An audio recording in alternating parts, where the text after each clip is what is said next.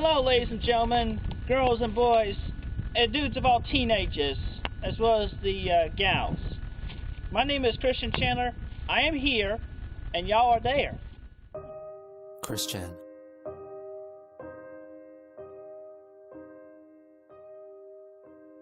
Arguably the most documented person in history. His antics have been witnessed by millions, with many always keeping a close eye on him, waiting to see what he does next. Because all you do is make me feel sad and depressed.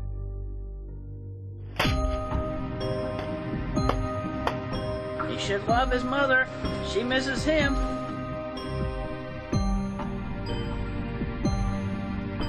Hello, we're live on the internet. What do you want? Mom, hello. I love the women outside. Do not hate. Hate is not so good.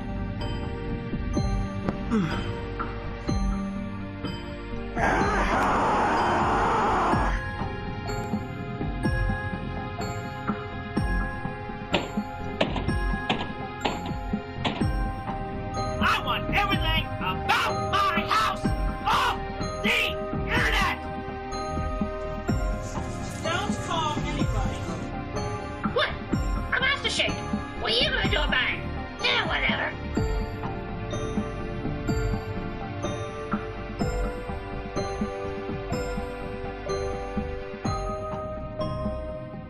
What made him this way? What is the attraction? What keeps us fascinated? This is the story of Christian.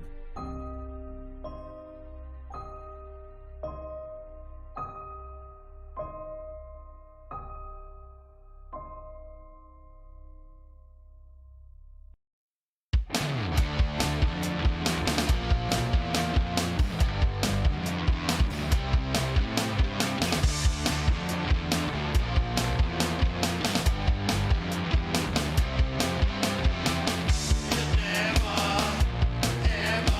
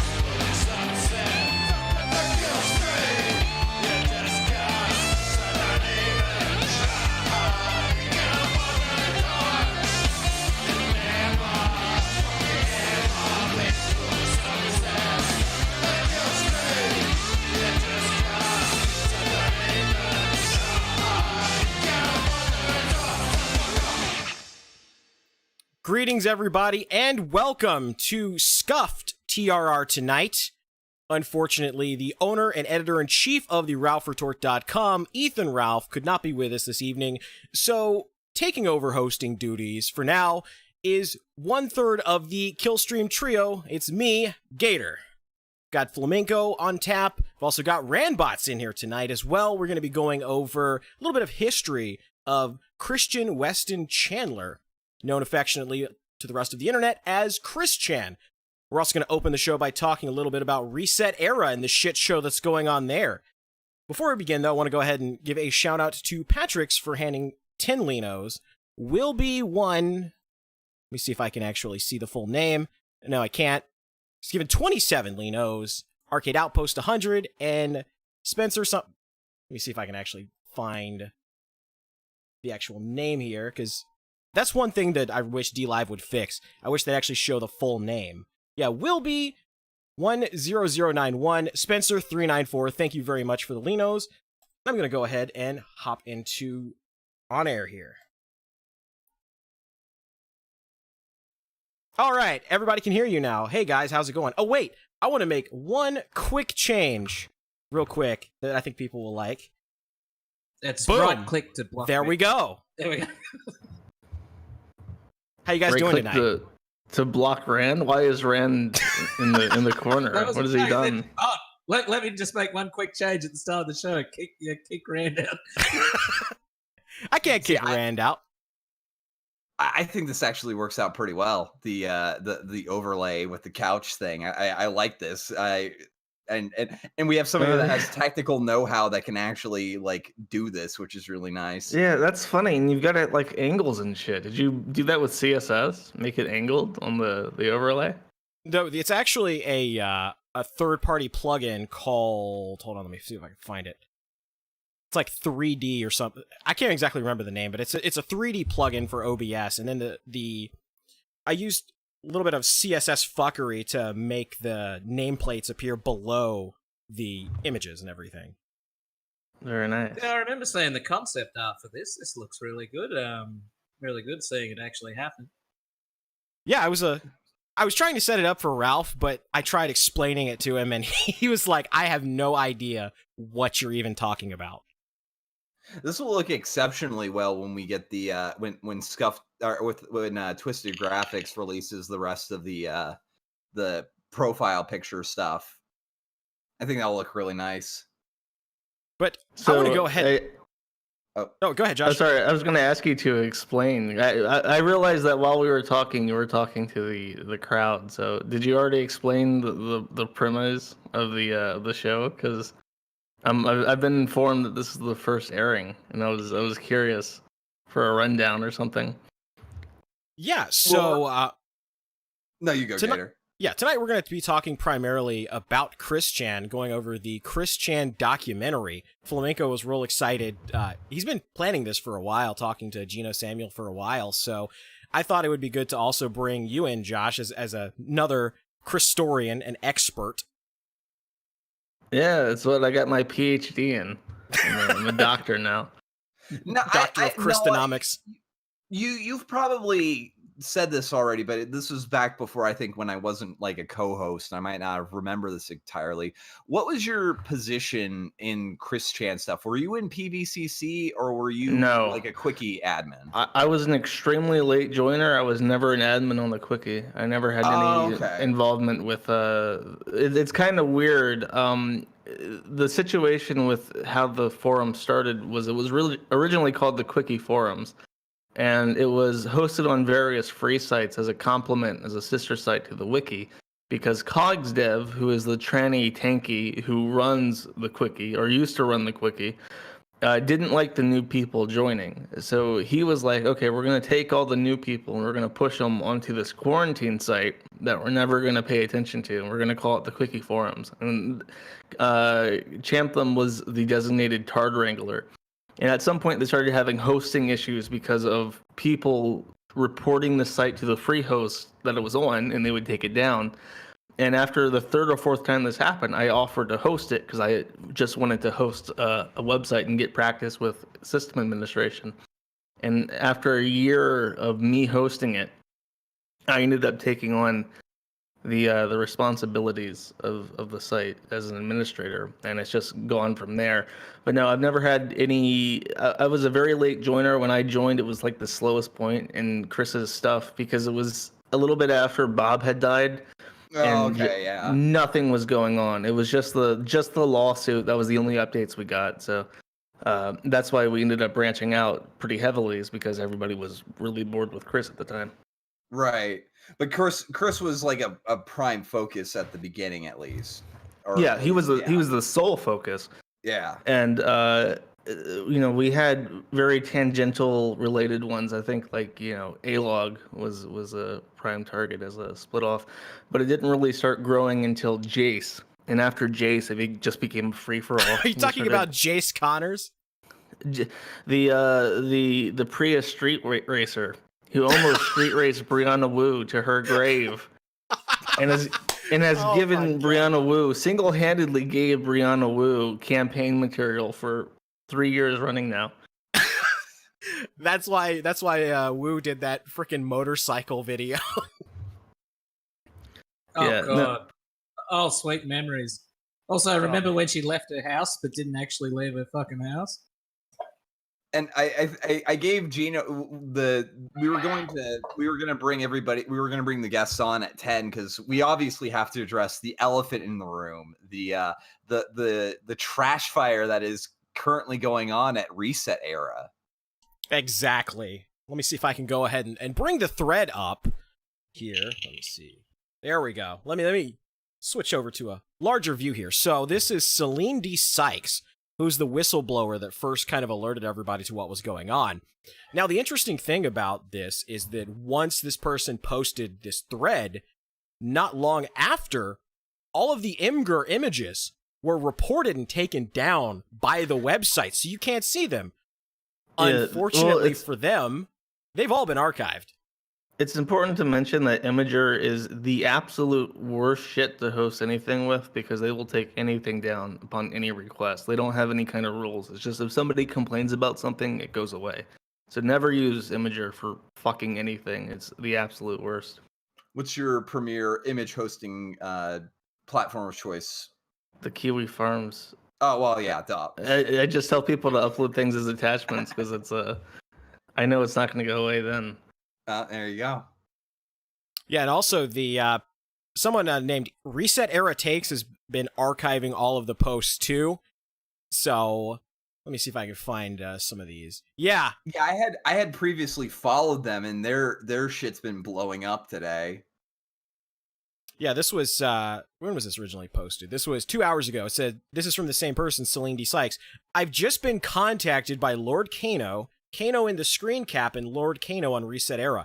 He's pissed I talked about it, called me a crazy woman with mental health issues, and threatened me that one of them was going to sue me for public slander, I think she meant slander, if I release more stuff. He probably think I'm afraid. I'm not. Of course, he didn't make a single comment on the pedo stuff. And there's tons and tons of these screenshots. This is Drained Spirit, who was banned, talking about Lolicon. There's another person, Miss Galaxy, saying that you never met a pedophile and developed a friendship with them. This is just... And this stuff's apparently been going on since Reset Era began. They have a secret Discord where they've been sharing this shit among each other. Here, I'll give here's the archive. any aspiring forum host a little bit of advice. The forum has no secret boards, it has no secret Discord channels, it has no secret chats, and we've never had any issue. Despite being like a huge drama website, we've never had any leaks from like the moderator board because we just use it to moderate, and we don't fuck children in there, and it just works. So my tip to anybody who wants to open a website: don't make like little compartments where you feel safe, because you're gonna end up embarrassing yourself horribly, like these fucking people, when it inevitably leaks.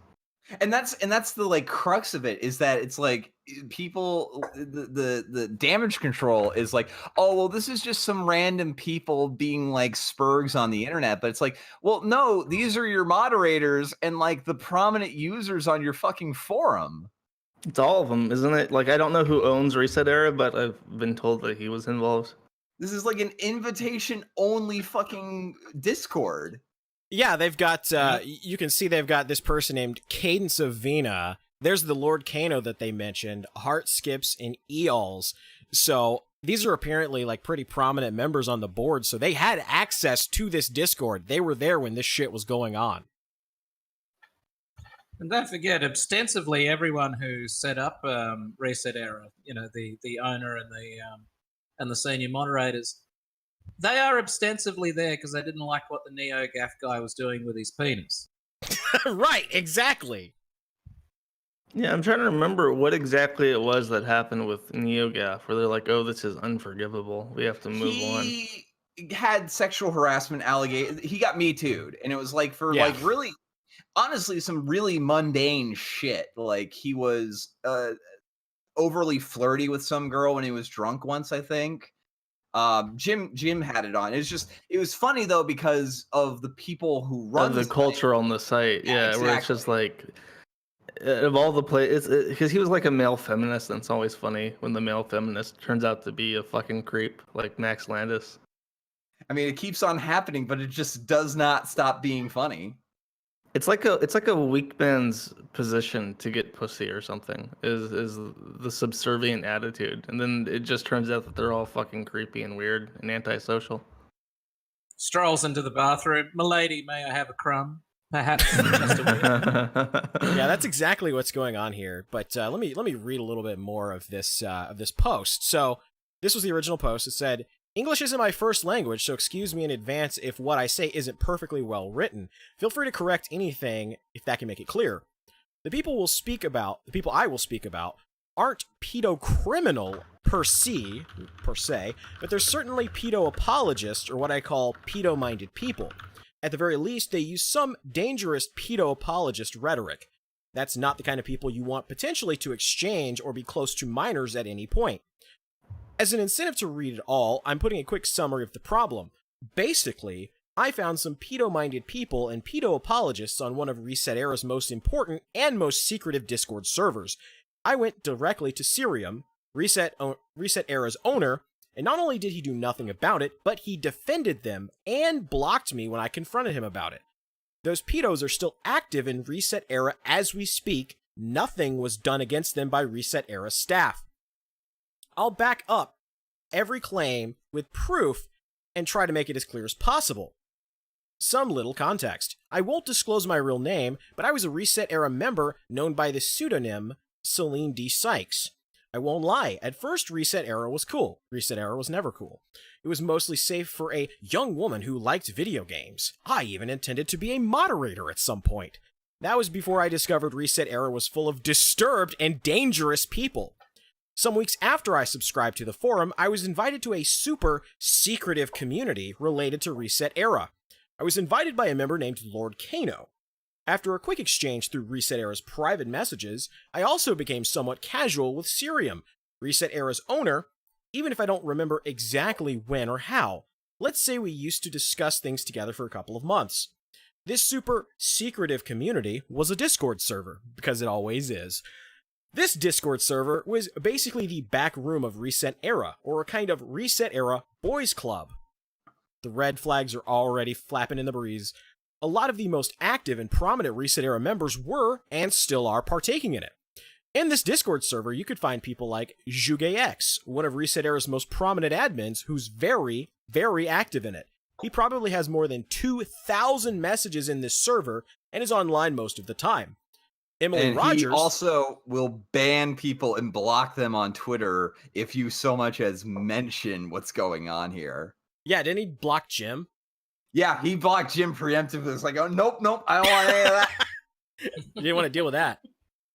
And then the other people are Emily Rogers, one of Reset Era's most famous admins at some point, Matt Piscatella, an employee of NPD and one of Reset Era's VIP members, again a very active member of this server, Jaw Muncher, one of Reset Era's oldest moderators, and many more. And then, of course, the screenshots that I pulled up earlier are just proof of all of these people being in this particular Discord server.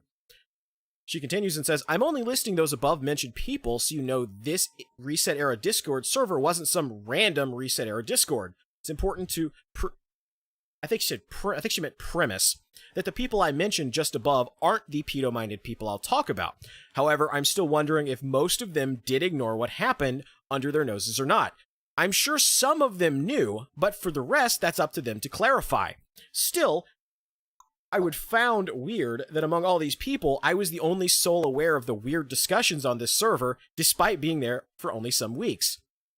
There was also some of the most active Reset Era members. So there's Cadence Savina, Kano, Heartskips, etc.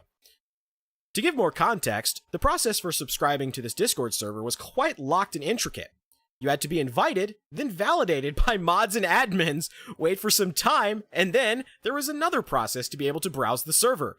I don't remember the whole process exactly, but I remember it was a pain in the ass. Pretty suspect for a simple Nintendo Discord, right? Keep reading, and you'll understand why. To make a long story short, I quickly realized there was something weird on this server, and someone told me casually that pedo discussions were rampant on the server. He told it to me like I wouldn't care. Problem was, I did care, and I decided to dig a little. In my research, I typed 3 common keywords in the Discord search bar of this server: underage, pedo, and 16 years old. I had the time to type some others, but with those 3 keywords only, I found many proof of the pedophile tendencies, or pedo-apologist tendencies, of a group of persons among the most active in the server. Jeez. We'll add. So, quick takes. The vetting was very extensive. So the initial damage control of, oh well, these are just random people. It's not representative of our community. Like, you guys handpicked these people, you vetted them, and then they end up creepy. So what does that say about you? Exactly. So they go through this whole process. It's like what, like a 5-step program to get invited into this Discord. They can't just claim, oh, these were random people not affiliated at all with the website. Let me bring this screenshot up a little larger. This is Hammerden. It says, some same pseudo on Reset Era talking about how ambiguous age is and how age is subjective. And there's the screenshot of him saying that very thing right there. Hammerden telling how a 16-year-old could look like Jennifer Lopez, but she was looking like an adult. Actually, she's a 1,000-year-old vampire. Jesus Christ. Hammerden again referring 32 years old, preying on minors as players and normalizing it. Jesus Christ. Now, if I understand right, this is actually like the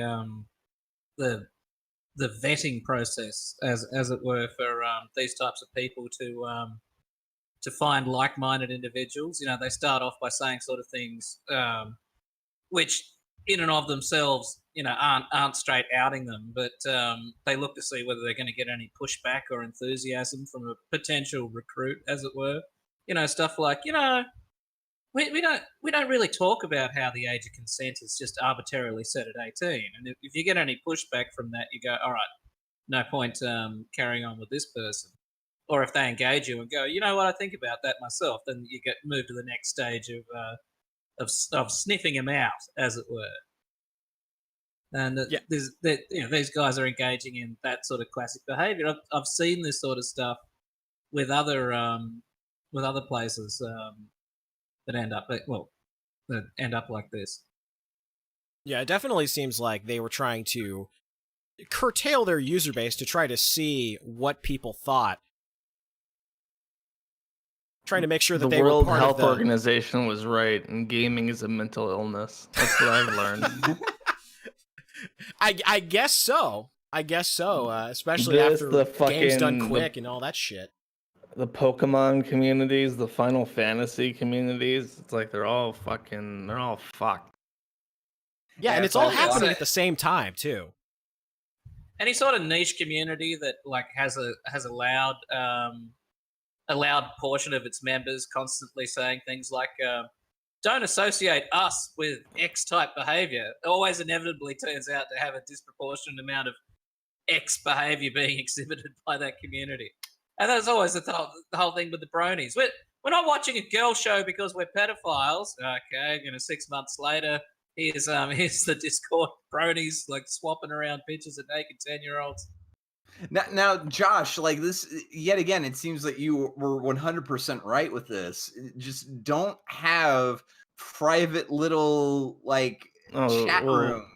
The issue is that with something like the Kiwi Farms, you have it because it's fun to run. There's no way that this shit's fun to run. Like Reset Era is a business. That's all it is. They run ads. Yeah. They get money to have ad-free experiences, and it's a business. And a website like that can be monetized. It's in the clear for monetization. And also think about this. Reset Era also has a lot of prominent game journalists and game developers that hop on there just like they used to at NeoGAF. So not only are they making money, but they have these other people that are on this website that drive traffic to the website. They have connections in the industry, and they probably make deals with publishers to get exclusives and shit. But it's not fun for them. So it's like, what do you get? What gratification do they get for running it? And the answer is that they get gratification by running this shit where they fucking meet pedophiles and probably seduce 14, 15-year-olds that use the site. Well, don't think that these people get a lot of satisfaction out of moral grandstanding, which is no. I don't think these people even enjoy that shit. I think it's soul sucking to be one of these fucking vampires. So they gotta fuck children to build their mojo back up before they kill themselves. Jesus Christ. There's definitely money in it, and a friend of mine who always sends me the top tier links of a lot of gaming news and shit like that. His personal theory is that this sites like this are what's really kind of driving people who play Sony games will know. They really don't want big tittied anime girls on Sony. You have to go to Nintendo Switch for that. As insane as that sounds, you have to go to the Switch for shocking, not politically correct content. But Nintendo doesn't listen to anybody. Yeah. For better or worse, Pokemon on 4chan is still fucking burning to the ground. Well, but it kind of reminds me of something that Jim Sterling said, and Jim Sterling is overdue for his own Me Too. It's coming. I can tell that shit's coming any day. But he described his wife is some sort of weird. No, he's fucking disgusting. His living situation is appalling. His days is coming. It's numbered because he's a fucking weirdo. But he already have some. Sorry to interrupt. They already have some really weird. He's a comments cuck about sexual stuff. Oh yeah, that's right. He's poly, and his wife and him are in an open relationship, and he's just disgusting. They're disgusting people inside and out. They're fucking horrible to look at. But Jim Sterling is a really good consumer advocate. I like his consumer advocacy stuff against loot boxes and shit. He's definitely been a very good consumer. He is. This man knows about consuming. By the way, I brought up on the screen the Reset Era ban bot, which is run off of Kiwi Farms. There's been a lot of people getting banned today. Yeah. If you actually go to resetera.kiwifarms.net, you can access the raw data. This is managed by a guy called Crunklord420. He is our resident. That's amazing. He is our resident crypto expert. The dude's fucking. He's like locked into that shit. He's like one of those weirdos who builds his own graphs to predict crypto trends and shit. He's really, really, really into that kind of shit. And he also really likes watching Reset Era, and I don't know why. So the resetera.kiwifarms.net it's something they've tried. He's described the efforts they've gone through to stop his bot from logging all their bans, and they've completely failed. So it's always a good laugh to see what kind of benign shit they're kicking people off. So they're aware of it. They're aware of the bot, actively combating it, and they're even banning people from linking it and shit on the forum. That's amazing. Well, they I think Jim did a video on them, and he starts it off with just examples, because whenever you get banned on this forum, the post it'll tell the person, it'll say like the post will still be up there, and it'll say user was banned for whatever. That's where the name comes from. It's from in Zen 4.0. You can put a moderator action as a form of warning on a post to make it public, like this behavior is not welcomed in this thread. On the forum, it's very seldom used, and if it is used, it's just like quit moral fagging and shit. It's just stuff like that. For them, any action, they put it on the post. And that's why it's so easy to crawl the site and collect that information. And it's just like the shit they use. My favorite is they ban people for false equivalences that somehow justify homophobia or transphobia, and drive-by posts. So any post that they feel is not contributive to the thread, they ban you for. My favorite one is somebody posted, I remember I miss when we just enjoyed video games, and it's like banned 1 week, inflammatory drive-by post, and it's just like, oh, this poor guy, he just wanted to play video games, and he can't anymore. It's ruined. So if you look in the show links, I'm about to play a clip that was taken from E3. I think a lot of people will remember this clip. Let me know when you guys have it pulled up, because I'm gonna play it, and it kind of illustrates maybe some of the problems that are going behind the scenes of some of these game devs and journalists at Reset Era right now. Hey, is that 3-second clip, or is that something? It is that 3-second clip. All right, ready to roll, baby. All right, I'm gonna start it right now. Yes, that's what I wanted, the little boy. Yes, that's what I wanted, the little boy. Yeah. No. So I wonder if there's more going on here behind the scenes. That's just one little example of it. I mean, I get what he was trying to say, but no. It came out retarded. Completely and absolutely retarded. Bit of a Freudian slut there. So that's kind of the beginnings of the Reset Era stuff. I know that it's going to continue to get worse, continue to evolve, and I'm sure by the end of the show, we're probably going to end up pivoting back to it to talk about the crazy shit that's gone on. But I want to, right before we get into the Chris Chan stuff, talk to Josh. Now, you've recently been in a bit of a tiff with Brandon Ike, former head of Mozilla and now the creator of the Brave browser. His history is very interesting, and he's kind of regarded as a legend in web development because he was the guy who invented JavaScript, the backbone of the modern internet. He created it. Then he went on to found or co-found Mozilla Foundation, which created Firefox and added competition to a completely dominated internet, completely controlled by Internet Explorer, which ignored the W3C and their standards for, rules for how HTML should work. Internet Explorer just did its own thing and made everybody miserable because it was owned by Microsoft. Ike made Mozilla, made Firefox adhere to the W3C, made a better browser, and turned the market completely on its head. Now IE is the least used of all the browsers, right? Well, he was kicked out of his own company basically. On his, for homophobia or whatever, because he donated to the Proposition 8 campaign. Yes, which passed. Which passed, and it passed. Most people don't know this. How did California pass an anti-gay marriage bill? Well, the answer is Proposition 8 banning gay marriage appeared alongside Barack Obama in 2008 on the election. So all the black people who showed up to the polls to vote for Barack Obama saw, should gay niggas get married? And it was like, no, fuck that shit. Hell no. Hell Miss me with nah. that shit. Well, to be fair, Obama was also pretty much against it too. But then, when the Supreme Court decision came in, they were like, "Oh well, shit, we're all about this now. We're 100% cool with it. We're just gonna our views have evolved to vote for defense against the Defense of Marriage Act. We're just gonna pretend that never fucking happened." Yeah, he lost his job because of it, and just kind of became like a drifter for a while. And in that time, he developed an interest in crypto. And his answer to the question, how do you bring crypto to the average internet user, was to take Chrome, remove Google from Chrome, and then add in a Ethereum token called Basic Attention Token, or BAT, and try and remove, it has built-in ad block, and his idea is remove advertisements from websites, but then allow people to earn basic attention token through various activities, including watching ads, and contribute that money as they see fit to their favorite websites. And I'm completely in love with the idea. The problem is, and this is why we've gotten Kiwi Farms is no longer able to receive money from people through the BAT system, and it's a complicated reason why.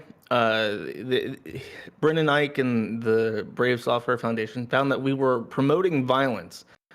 And I don't know how. I'm pretty sure it has to do with the Christchurch video, which is, it's a detriment to his company. It hurts the ecosystem if people get banned from it.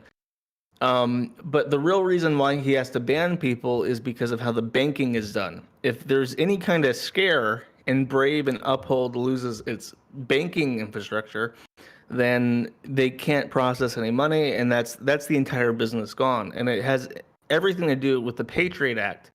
And the Patriot Act know your customer demands, and how the Patriot Act requires banking companies to aggressively and proactively seek out money laundering. So the language of the Patriot Act is so strong that any company that handles money between two people is just so afraid of getting fucked by the FEC that they have to take precautions like this. And it's a shame, because without it, it would just be two people exchanging money on the internet, which should be as easy as that, but it's not.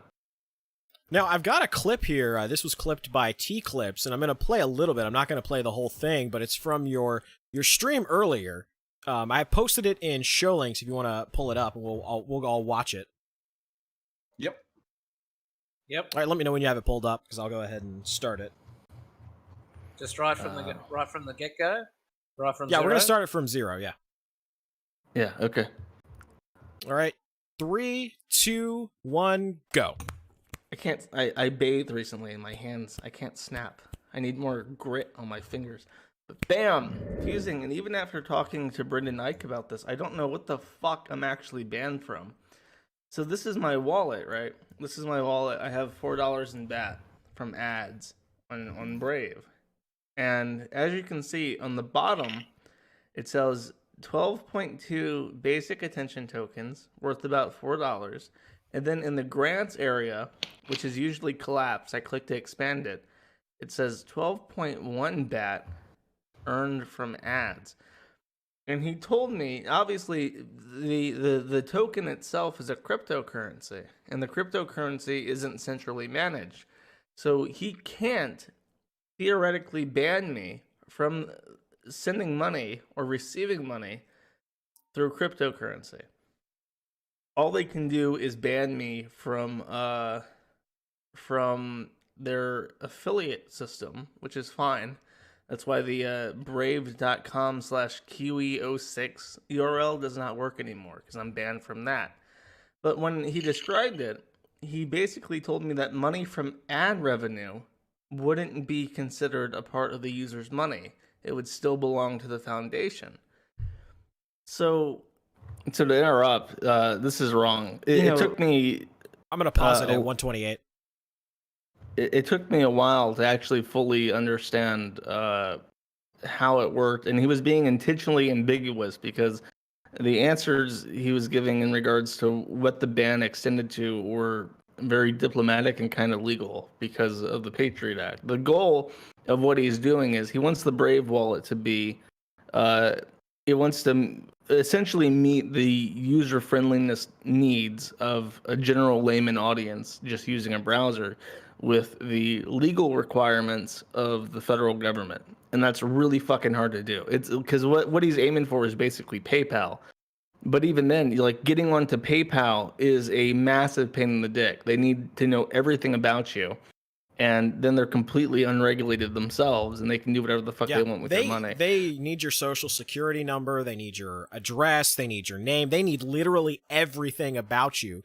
And yet they're completely unregulated, so I mean, they could technically do whatever the hell they want with that information as long as the government doesn't find out.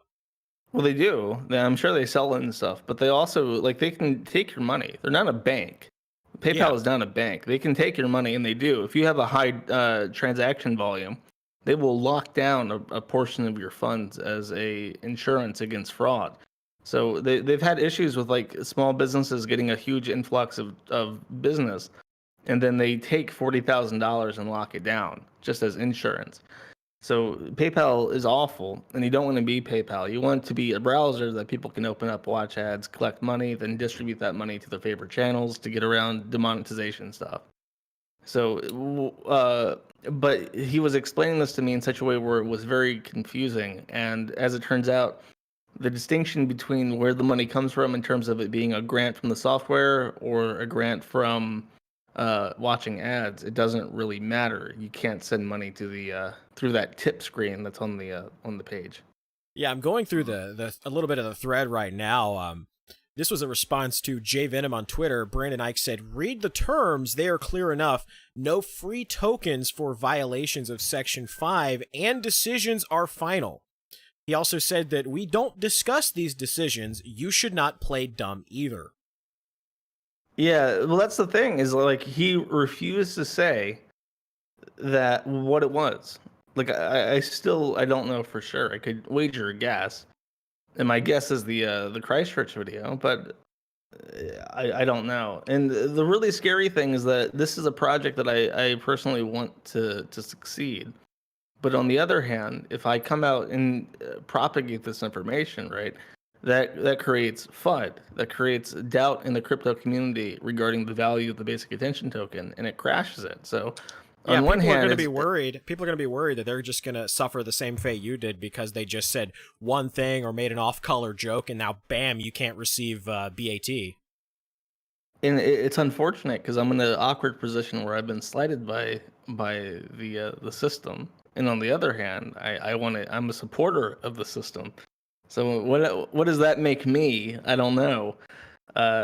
So I'm trying not to be too harsh, and I've had the opportunity to talk with him and try and understand what's happened. And I'm much more in the know than I was yesterday. But like yesterday, I was just so frustrated because it wasn't clear why I was banned. It wasn't clear what I was banned from.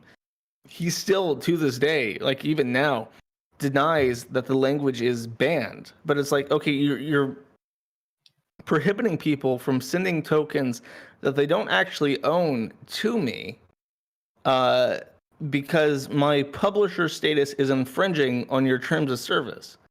Like, I don't know what actual rhetoric you want me to use to describe this, but the most succinct that I can think of for being prohibited from participating in something because I violated terms of service in some way is a banned. I think that's fair. I don't think that's unfair to him. Yeah, somebody actually tweeted at him. This is W0RP Warp. He said, "You see, there's a platform, and someone is no longer allowed to use that platform due to social pressure from an embarrassingly small number of people, but they weren't deplatformed. It's simple." Brandon Ike responded and said, "No, you're talking about restrictions on using our pool of tokens, an optional feature on the platform. We have not deplatformed anyone. Buy your own tokens and tip with them. Test for yourself." Okay, that's true. If you as an individual want to open a Uphold account, complete the Know Your Customer compliance, and then buy basic attention tokens, I believe you can still send those to people. I mean, the actual token itself is not affected by this. The Brave ecosystem, the Brave wallet, the Brave advertisers, the Brave publisher stuff, that's actually not on the blockchain. That is centralized, and you can be banned from it. So his answers are very diplomatic, and they're geared towards protecting the value of the currency. I am, as far as I know, the first person ever banned from Brave publishers. So there's an effort to save face. Well, I guess there's a little bit of honor and dishonor in having that happen. It sounds like to me that what they've done is they've created two different ecosystems where they have a controlling interest over these BAT tokens that you get from advertisers, and so they can determine who's allowed to get them and who's not. And then they've got this other ecosystem which is completely separate, where you can just buy them and give them to anybody. That's a way to look at it. The blockchain can't be moderated at all. So the actual transfer of Ethereum, there's a special designation for it, but the actual basic attention token cannot be moderated by any central force.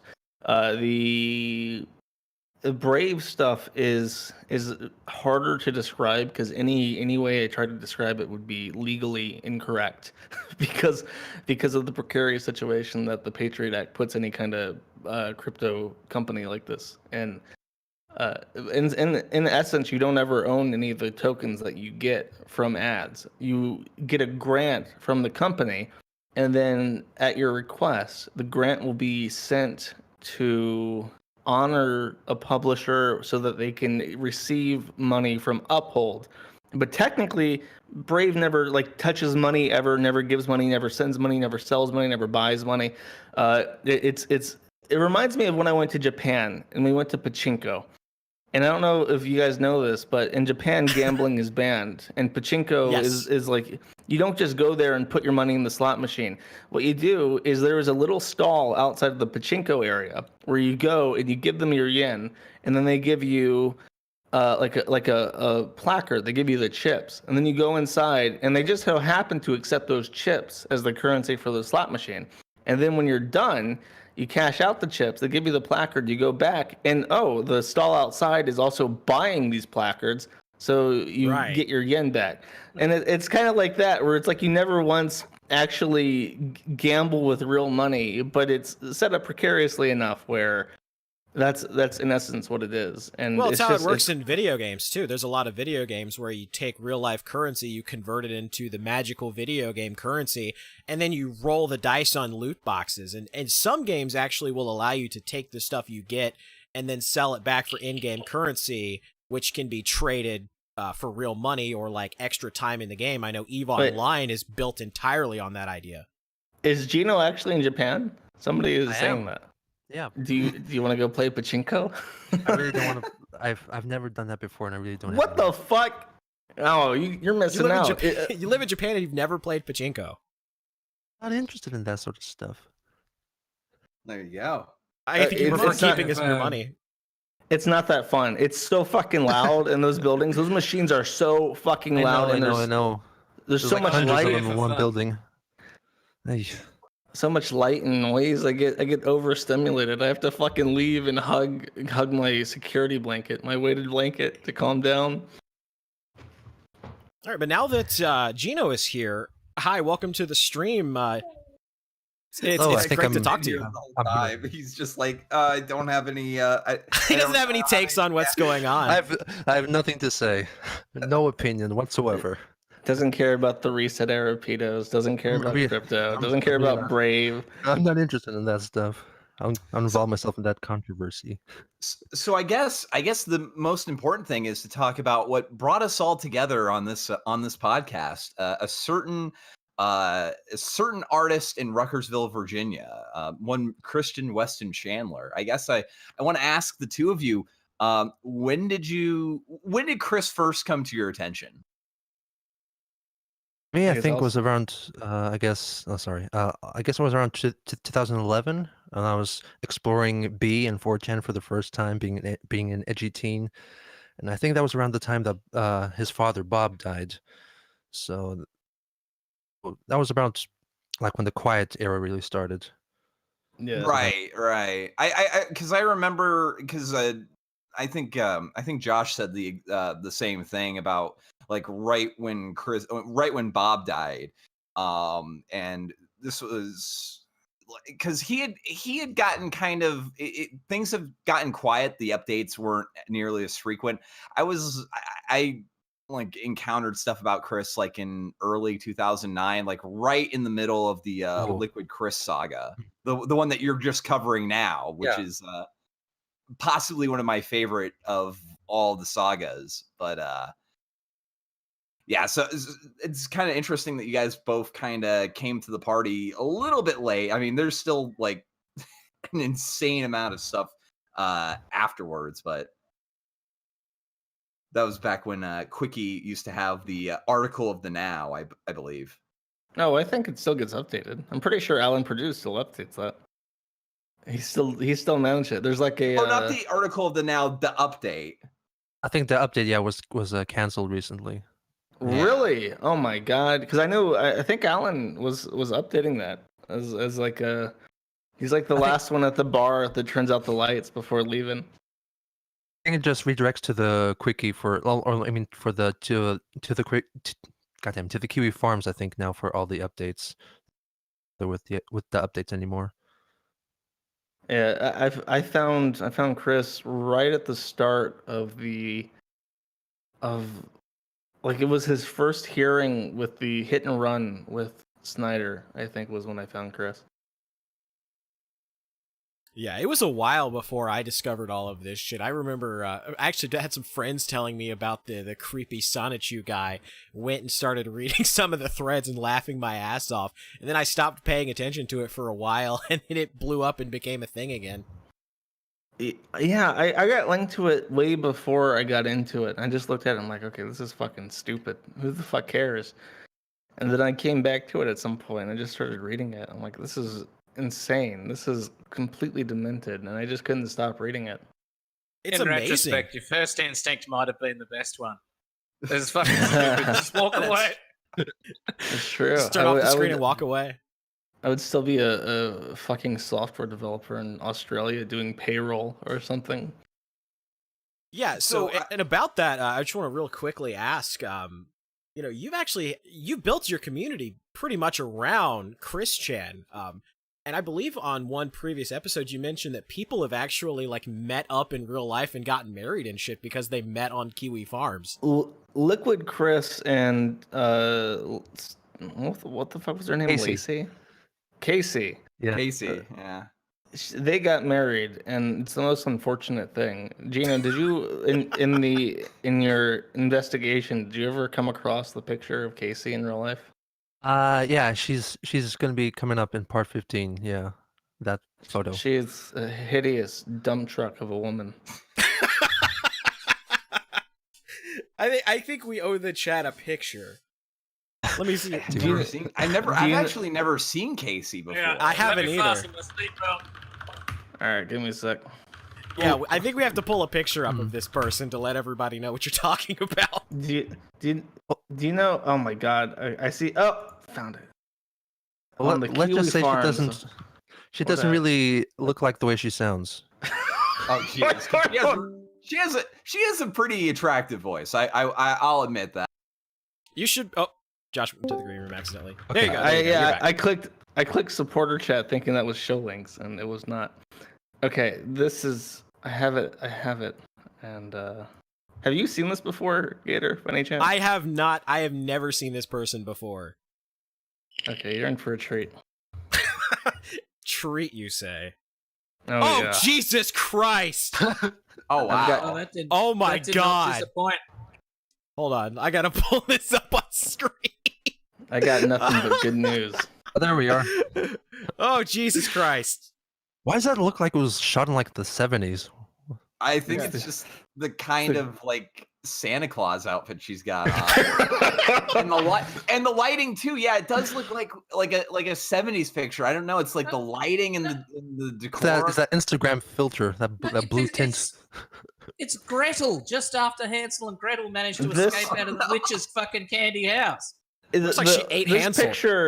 This picture is not even given justice just looking at it, because you have to remember in context, and I don't know if anybody except Geno knows these calls, where she's telling Chris, like, Chris, you have to exercise. I'm a doctor, and I know a whole lot about fitness and health, and you got to work out. You got to do more. You got to get up and move. That's right, because you can't be my boyfriend if you're not fit. Because like her father also like her quote unquote father also does the Chris calls, and that's what led him to like I like lifting weights by like putting 12 packs of Fanta over his head. No, you know those little areas where you grab a 12 pack and you pick it up. He was lifting that like dumbbells, like curls. He was doing reps of curls with Fanta packs and shit. Jesus hey, he's got to get on my level and start using kettlebells. That's what I started. Now, before we go any further, can we prove that this is biologically female? What we're looking at? Because people are having doubts, and like, I'll be honest, I'm having some fucking doubts. This was before the trans stuff. This was back in a more innocent time where ugly women were just ugly women. Yeah, I was watching the days. Chris Chan documentary, and it seems like Chris was actually on the cusp of a lot of different phenomena we have to deal with today. Like, Chris might actually be the first brony. He was the first brony. That's true. He was. I have always. This is the most progressive I've ever been. When Chris first started saying he wanted to be a woman, I was the only person on the site who said, you know what, that sounds about right. Because this motherfucker has been into girl shit since he was in fucking middle school. He's always played with girl toys. And he's always had an adoration of femininity. He's always been closer to his mother than his father. He's always wanted to be a house husband, to stay at home and take care of the kids. He's always wanted to be the female in a relationship with a woman. And when he comes out and says, I want to be a woman, I'm like, yeah, you know, I don't doubt it. And everybody else is like, that's a fake tranny. He's a fake tranny. He's a blight. He's besmirching the good name of the transgenders. I'm just like, no, this nigga legit.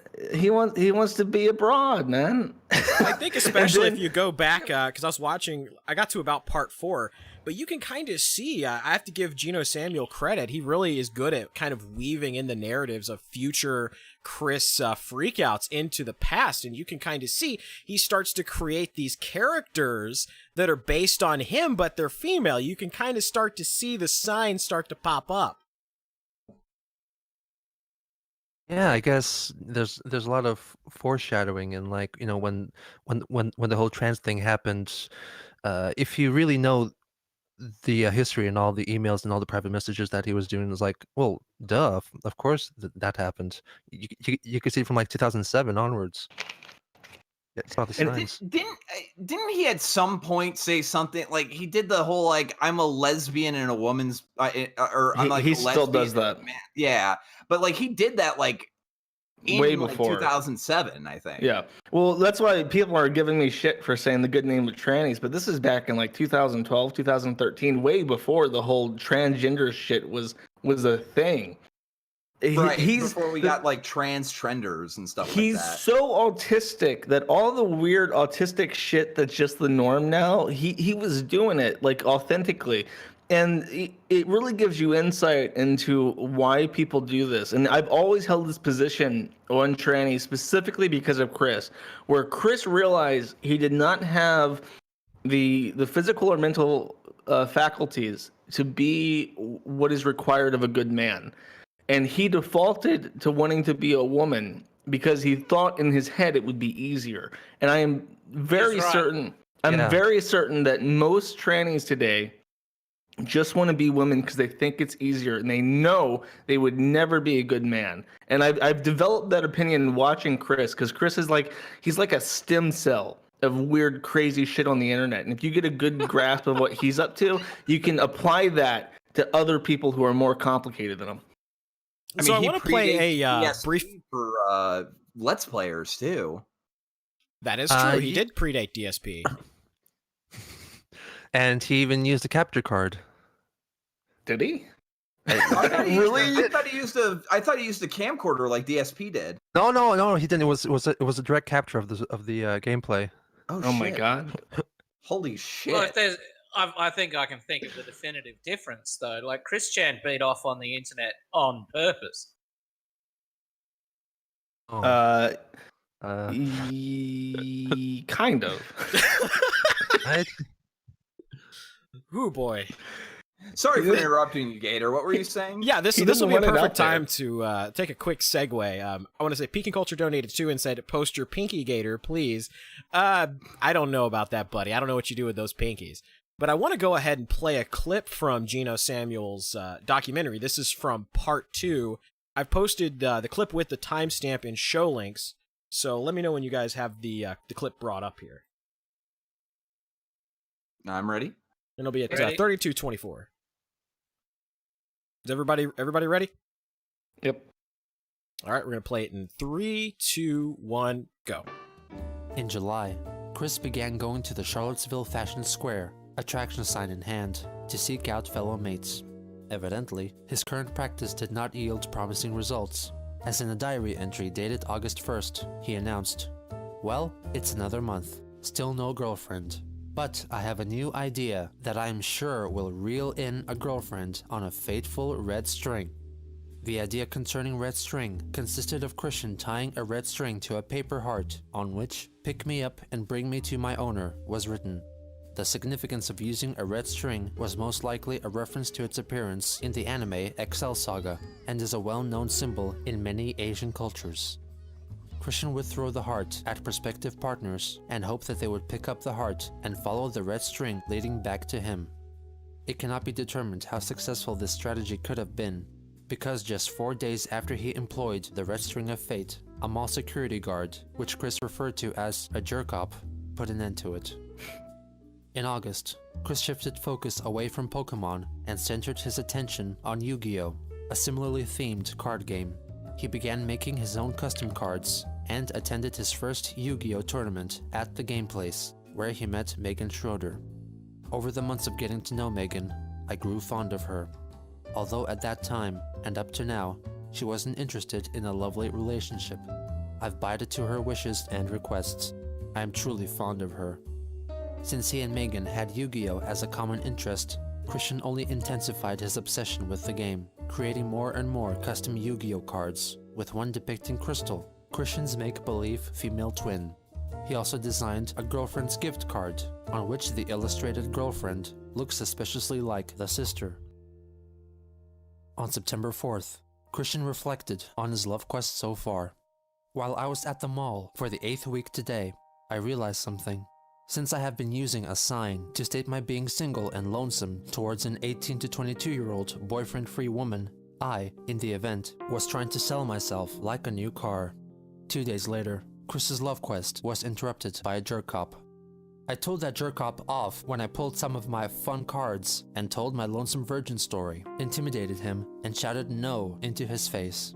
In short, today was my Independence Day, but I am still alone. On September 11th, his search for love took a turn for the worst. I was not bothering anyone at the mall today while I was trying to sell myself, when I got arrested for trying. I fortunately did not go to jail, but I have been stripped of my right to go to the mall by myself. I would be required to bring my mom or dad with me. My independence and my soul were practically murdered. Chris's run of misfortune climaxed when only 5 days later, the school board of PVCC suspended him for 1 year. My dad is bloodthirsty for revenge as well. He's going to write to US President George W. Bush Jr. and Laura Bush to help me get allowed back to PVCC. We all curse to death upon that XXXXX Mary Lee Walsh. In conjunction with his suspension, he was required to take anger management classes, get a psychological evaluation, and receive social skills counseling. 10 days after the event, he lamented over his inability to go to PVCC or the mall, and confessed that he would be asking for a girlfriend this Christmas. Despite his bans from the college and the fashion square, he decided to continue with his search for a boyfriend-free girl, but relocated to the University of Virginia's campus to do so. However, this move wasn't for long, as Christian was allowed back to the fashion square in November. Regardless, he went back to UVA for a different kind of engagement, in the form of a mandatory psychiatric evaluation. There are more of such documented examinations in existence, but this is the only one so far which has been made public. Mr. Chandler says that since finishing high school and starting at PVCC in the year 2000, he has had an increasing interest in a female companion. His attempts at this ultimately led to his suspension from college. His attempt took the form of a sign, which he placed next to himself while sitting in the lobby at Piedmont. This sign was a list of qualifications that a potential girlfriend would have. He said that he has been very frustrated by his inability to find a girlfriend, and he suffers from noviophobia. This refers to his frustration that females often tell him that they already have a boyfriend. While he does have physical attraction towards females, his primary frustration is with his lack of companionship. The report mentions his medical record and earlier evaluations. He has already undergone psychological evaluation by Robin Hawks at the Center of Learning Potential. The recommendation concerning Mr. Chandler's emotional status is that he seek psychiatric and psychological treatment. The psychologist felt that counseling and medication would possibly address his obsessive thought pattern and assist him with social skills. She also recommended anger management training. The analysis also comments on Christian's appearance and demeanor in the session. The patient is a mildly overweight white male, wearing blue jeans and a shirt. He was also wearing a makeshift necklace that has a large plastic medallion in the shape of a Pokemon character's head. He also had a number of shrinky-dink decorations attached to this necklace. He had a large backpack that he carried with him, and had a notebook containing a large number of drawings. His speech was somewhat nasal, with frequent, awkward laughing during his sentences. His speech was fluent. His responses were appropriate to the questions posed to him. Overall, the volume of his speech was slightly elevated, although his tone was generally pleasant and almost jovial. His thought processes were linear and logical. He was somewhat concrete, especially regarding social interactions. He seemed to have a good insight into his limitations. The attending physician offers up his final verdict. Folstein's score was 30 out of 30, with his sentence being, "Uncle Spunky is a really funky monkey." Mr. Chandler is a 22-year-old man with a history of Flamenco. He also developmental likes delays monkeys. and autism. Despite these limitations, he seems to have been quite successful in maximizing his academic abilities. He is left, however, with a severe degree of social awkwardness, and seems to have good insight into this. He is left feeling somewhat frustrated, as he has a strong desire for companionship, although his social limitations prevent him from being able to realize this in the way which he would like. The patient doesn't seem to pose a significant threat to himself or anyone else. After the evaluation, Chris carried on with life, much like before, with neither him nor his parents making any significant effort to change his ways. But Christmas was soon approaching, and maybe Santa would bring him a girlfriend like he wished, who could right all his wrongs and change his life for the better.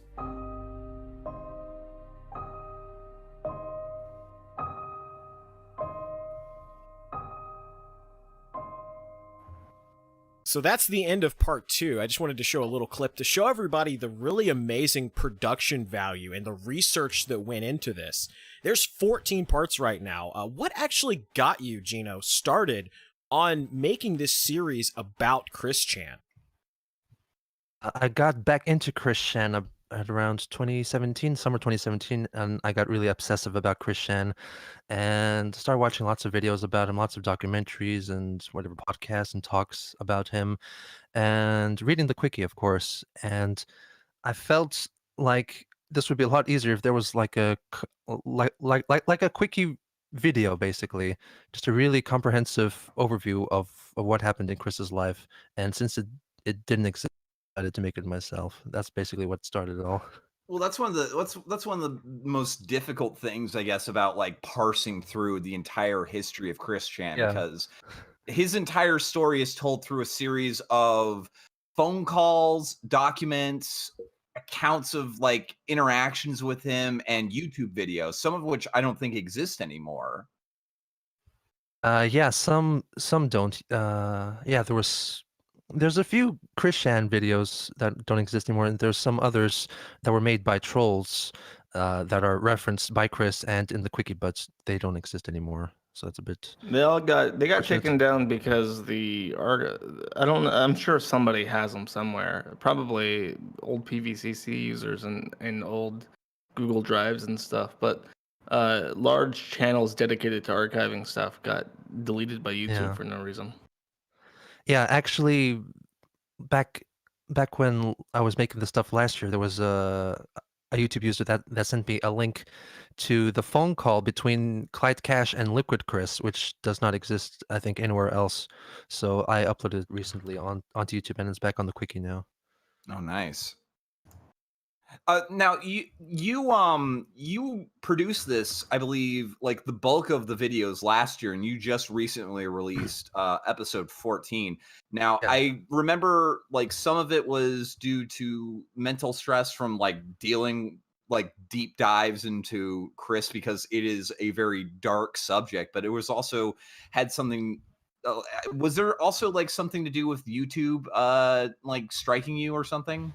Oh, that was the main reason, really, because it was my mistake to be to seeing dollar signs when I was making this, because that was the wrong idea. Because I applied to get my channel monetized, And soon after, I realized that was a really big mistake, and I couldn't unapply it. So when the time came for someone from YouTube to check my videos and see if it was okay to monetize, I said nope, bullying, no, three strikes. I got 3 strikes in one day, and I was out like that because I was promoting bullying or whatever they said.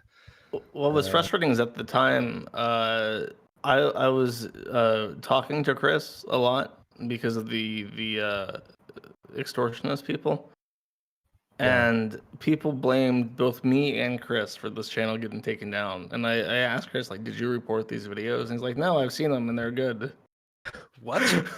Yeah, that's the interesting thing is that I also, when I went onto Geno's Discord, I noticed that you have a very similar position for that Josh has, is that like don't like organized fucking with Chris on this platform. Yeah, of course. The prime directive, as it were, watch but don't interfere. Yeah, just don't touch the poop, basically. Now, Josh, you said on a previous episode of the Kill Stream that while you were trying to help Chris, apparently he leaked your burner phone number like everywhere. Oh, he leaked one of my like local numbers after my move. He like leaked that to random people that were in contact with him. It like Chris, you can't help Chris, and it's really frustrating because we had gotten him to a point where he was surrounded by people who weren't going to put up with this dimensional merge hallucination bullshit, and it was like 6 people who would talk to him anytime. And my personal rule as like a parent was, if he talked about anything having to do with alternate universes or the dimensional merge, I would ignore it and exclusively focus on what he said that was real. So he's like, I went to McDonald's, but on my way I passed through the portal to the Nexus, and I ended up in the McDonald's universe where Sailor Moon was eating French fries and fucking the Hamburglar, and then I exited and I had a cheeseburger. And I'm like, oh, when I go to McDonald's, I get the Big Mac. I get the Big Mac too. And that would be my response. And everybody else was on board with this, and that's how we approached it. And he became very bored. He didn't want to talk about real things. He only wanted to talk about fictional things. And when he went online to find people who would indulge his fantasies, it was very easy to find that. And all the people who had done work to help him were replaced by people who wanted to treat him like some kind of fucking pet and indulge these fantasies while it amused them as like a joke. Like it was like young kids who were like, guess what? I'm friends with Chris Chan, and I'm gonna get him. I can get him to talk about Ted Bundy Chew, and then they'd all throw in. It's like some kind of like soggy biscuit where like all these fucking kids would just jerk off and throw their own anime ideas into his fantasies, and he would adopt them and treat them as completely true and run with them as if they were his own ideas. And so what it sounds like is the Zoomers discovered Chris Chan, and then the Zoomers decided to kind of become a part of his life a little bit. Well, it's just anytime anybody finds about Chris and they want to get in contact with Chris, it usually nothing happens. But when he's, for some reason, the last year or two, he is at a point where he is extremely impressionable and desperate for people to want to talk to him that will indulge fantasy. And all he gets when he looks for that shit is like abusive fucking weirdos who will take advantage of him. And it's like at a certain point, I known him for like 6 months, and he was just starting to break off and do this weird shit. And I'm just like, I can't deal with this. I got my own shit. I'm in fucking Russia. I can't chase after Chris anymore and try to chase these fucking weirdos off of him, because it's never any. Like I set up that quickville.us site for him, and I was like, okay, here's what we can do to help you. We can set up like a blog. You can post your art and stuff and get you hooked up with all this shit. And I thought about this. I have a way for him to keep his income. Like I would make it an LLC or something, and then use that to collect income and only pay him what he can legally take without hurting his disability income, so he doesn't lose that. And you can use that money to make sure that he won't be homeless. And as I'm setting this up and stuff, and he starts drifting away, and I lose the thread with him and give up on it, but I still have that email address on my phone. because I would help him with his email and shit and keep him, because people sign him up to fucking spam just constantly, just sign him up to fucking spam. And I still have that email account, and if I open it up right now, like, he still gets email because he has the Christine at quickville.us address pinned on his timeline or something. And his inbox has like literally tens of thousands of messages that are all spam. And I still get email from people like, "Hey Chris, I'm a huge fan and I'm a sexy lady and I'm from Japan and do you want to be friends? I'm also part Sonichu and I live in the alternate dimension." And it's just every fucking day he gets shit like that. And I get the fucking notifications on my phone. Still, I don't know why I haven't just desynced it at this point. You know, Dick Masterson's got his own pseudo Chris Chan over on his show, who's appropriately named Kiwi Chris. And Yeah, it's like this. It's like the same shit's going on over there. Like they, on their last episode, they had somebody calling in named Yumi who was pretending to be a woman who was just like, "Hello, Kiwi Chris. Nice to meet you." It was fucking killing me. But yeah, this shit, oh man. This shit's just happening all over the place. So now this is a question I can ask the people who would be pretty much leading experts on this. Did he have this idea for the dimensional merge? Was this before or after he got really into the hyper Neptunia shit? The weirdos who we isolated, because there was a part where we were really trying to get law enforcement to fuck these guys for extorting Chris out of money. And while we were talking to them, one guy came through. He was like a gay boy from Hong Kong or something shit. And he had been like in a bisexual relationship with one of them and had been throughout the process, but he wasn't involved in the actual games with Chris. But he was witness to it. And he was describing that he said that the dimensional merge and the alternate universe shit was not their idea. So I didn't believe them at first. I thought they were all full of shit. But over time, he's become so addicted to his own fantasy that I'm pretty sure he's just completely lost his mind at this point. So yeah, I also had a really burning question that I don't want to forget before we move on to another subject. Geno, your documentary series is from a very neutral tone. You have like a little bit of humor inserted in some of them, but like usually you try to present this in just the facts and like as straight as you can. But one of the things that I noticed was in like one of your earlier videos when you mentioned Chris's parents, you seem to be like pretty neutral towards Bob, but you seem to be very, very you seem to be very critical of Barb. Yeah, it's probably a mistake on my part. I definitely did say that she was an abusive person, emotionally abusive person, and she was a hoarder. And I mean, yeah, that could have been better. I definitely admit that. Well, I mean, like, because a lot of people in a lot of circles that sometimes discuss Chris Chan generally tend to look at Barb as a lot of like her style of parenting as kind of an impetus for what would later lead to a lot of his major behavioral problems. I don't know, and I've heard like some weird things about like whenever they would appear at the court things of their like interactions with each other. I heard that they were almost behaving like a couple rather than mother and I guess daughter. Well, that actually ties back in because like the night of the fire, apparently Chris was like cuddling with his mother. Oh God! What? Yeah, he has spoons with his mother on the regular, I think. Yeah. Oh, Jesus Christ! That is that's some weird Oedipus shit going on there. I think there was a whole big argument that Barbara demanded that Chris sleep with her, and Bob at the time was really against it, and they had a huge argument about it. Like, no, it's weird. Stop that shit.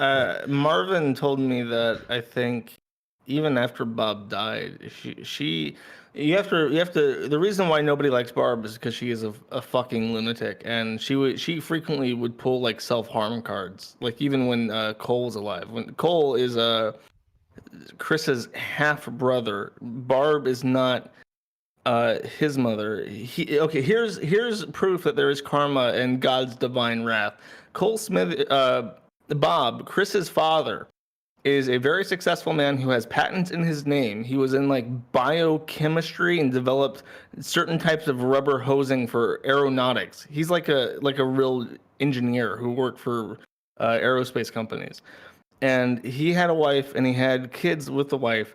Cole Smithy was one of the kids. He cheated on his wife with Barb, and the result of that sin was Christian Weston Chandler, and he ended up shacking up with Barb because his wife left him, and Cole was stuck under his stepmother, who was Barb, who was emotionally abusive. Cole claims that she pointed a gun at him at one point, and like the story for this is bullshit. He described like the bullet ricocheting around the room like the fucking Lincoln magic bullet or something. But it's a fucking revolver ocelot shit. Cole has his own like share of problems. But, yes, I mean, in some of them they're kind of. He's kind of like a Maddox. He's like a wannabe Maddox or something. He's just like a pathetic loser. He's like just another loser in New York. If you know what a New York loser is, that's Cole. But Barb, he's a film critic. Yes, he's a bad one too. And oh my God. Let that be a dire warning for all those little thotties out there. Remember, you follow God's path or you end up giving Chris Chan a bath. Nice. Well, don't even, because Barb, like if anything happened and Barb was upset with it, I'm pretty sure she's threatened to kill herself because she was upset with something. And I'm just imagining like, because I'm pretty sure she's done that with Chris too, where it's like, oh, Chris, my husband's dead and Cole doesn't want anything to do with me, or our family doesn't want anything to do with us, and you're always out at McDonald's and you're always on the computer. Why don't you cuddle up anymore? Like it makes me depressed. I want to kill myself. Like she does that shit with a retarded man who has the mental age. I say that Chris's mental age is usually his age divided by 2, and that's usually right on point. Because right now he's like 36 or something, and he's at that point. Yeah, he's at that point where he's questioning his gender identity and putting on the programmer socks and shit. I'm like, yeah, that's about right. That's about right. When Chris hit fucking... He's saying he's going to be about 57 when he realizes he's made a horrible mistake. Yeah, pretty much. We're getting there. Like when he had the rebellious streak and hit Snyder with the car, I think he was like 34 at the time. It's about 17. It's about right. You know, that's that rebellious streak, fast and loose with the rules. I did make it out of my teenage years without attempting to commit vehicular homicide, though. Just putting that out there. Just a pussy. He didn't even run over an emu. Come on now. They're really fast, man. Let me read this real quick because we just got a super chat from Colonel J, donated 5 and said, "I said it's not even hot outside." Well, there you go, Colonel J. Should be a little cooler now. The temperatures are stabilizing across the United States now, so yeah, it's okay. It's bearable now. What did he mean by this? It was super cold last night, actually, where I was. It was like 58 degrees. Yeah, it wasn't too bad. It was very pleasant. But I have a question for Josh and Geno about Chris. The last we've seen of Barb, she doesn't seem to be doing very well. She's lost a lot of weight. Faking it. You think so? Her camera appearances where she seems out of it and she gets in front of it and goes, "Oh, we need money because we're gonna be homeless soon," and she just seems completely out of it. From what I understand, when she's not on camera, she acts a lot more coherent. Marvin is 100% that she fakes it because she's very manipulative. She's lost at least 100 pounds, though. Oh, she's dying. There's no way that she's not close to death now. She's lost all of her weight. She was called Snorlax at first. There's pictures of her in like bed, where surrounded by garbage, all the shit she buys off fucking QVC. She's sunken into her own her own possessions, like a beanbag chair, and she's nowhere near. She's like a skeleton now. Now, if I recall right, I remember you saying previously that you think once Barb dies, Chris is either going to be institutionalized or dead within a year. Yeah, that was going to be my next question. What do you think's going to happen to Chris when Barb finally kicks the bucket? He's fucked. Barb, here's how much Barb loves Chris. You ready? She has taken out multiple loans, reverse mortgages against her home to pay off consumer debt so that she can continue to buy shit from QVC. The house that they live in right now, 14 Branchline Court, has multiple liens against it that are worth more than the actual market value of the house. So the very nanosecond that she is dead, Chris is going to immediately have to declare bankruptcy because he won't be able to continue paying the minimums on those mortgages, and plus, they're going to take the house. I was about to say, technically, wouldn't the house passing to him also count as income, so it would mess with his disability? So I don't think. No. He's not inheriting anything. I'm pretty sure disability isn't, like, inheritance doesn't count against disability because that's just how it works. But the real issue is just that, he can either not take her estate and allow her estate to go bankrupt, or he can take the estate, but that means also taking the debt. There's no way for him just to secure possession of the house.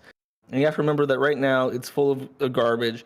When there was a fire in 2014, January 2014, that destroyed a significant portion of the house, and they didn't have the money to hire a contractor to fix it. So the contractor came in, put up the bare minimum to make it habitable, and the house smells like burned plastic. There's water damage from the firefighters putting out the fire.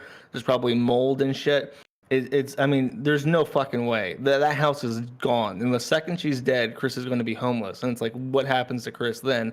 He's probably not going to be able to sort out rental conditions.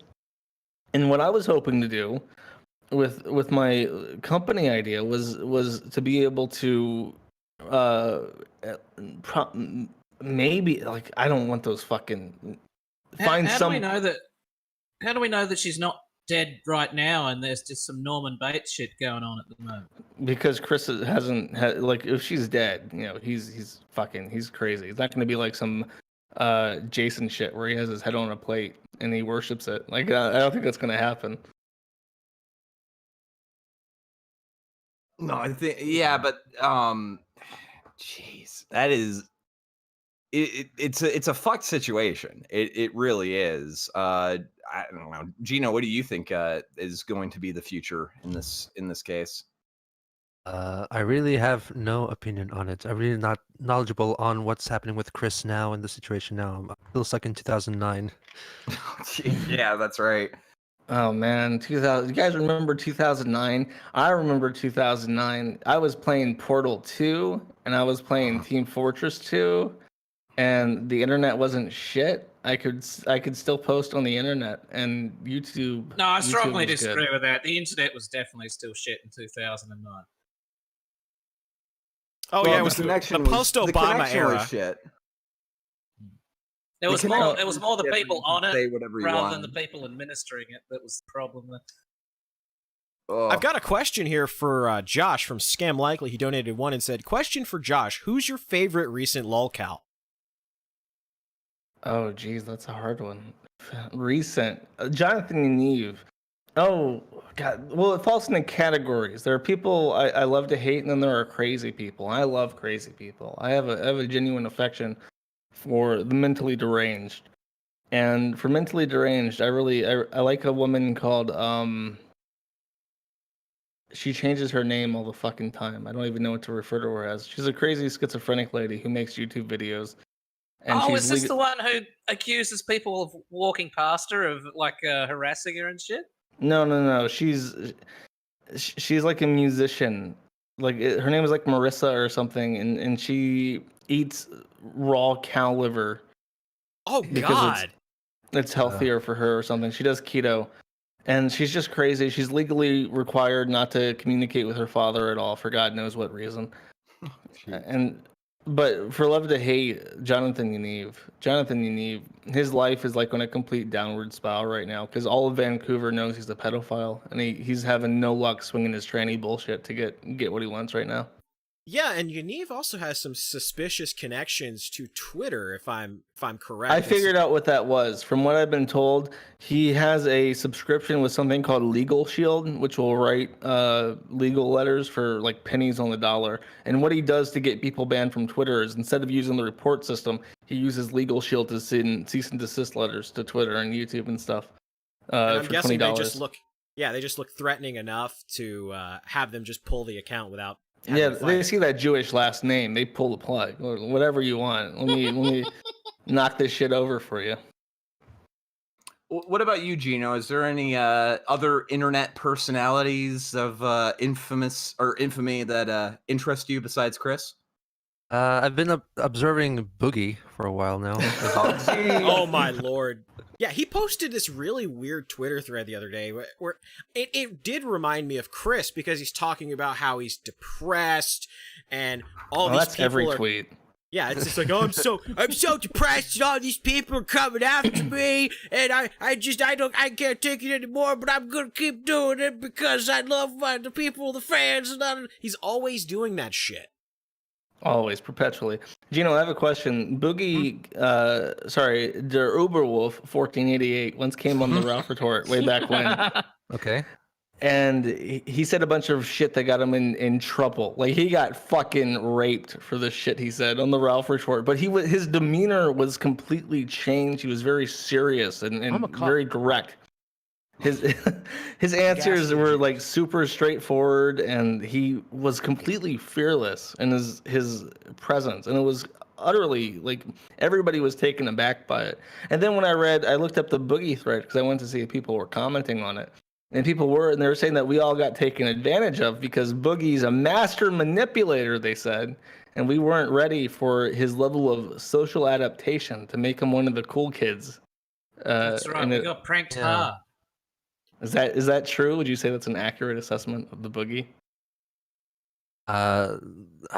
It's I have trouble placing what Boogie is really because he seems to change his opinion on life so much. But of course he's definitely not the sterile Boogie of YouTube, and I don't know what kind of crazy messed up shit he's into, but he's definitely a master manipulator, I'd say.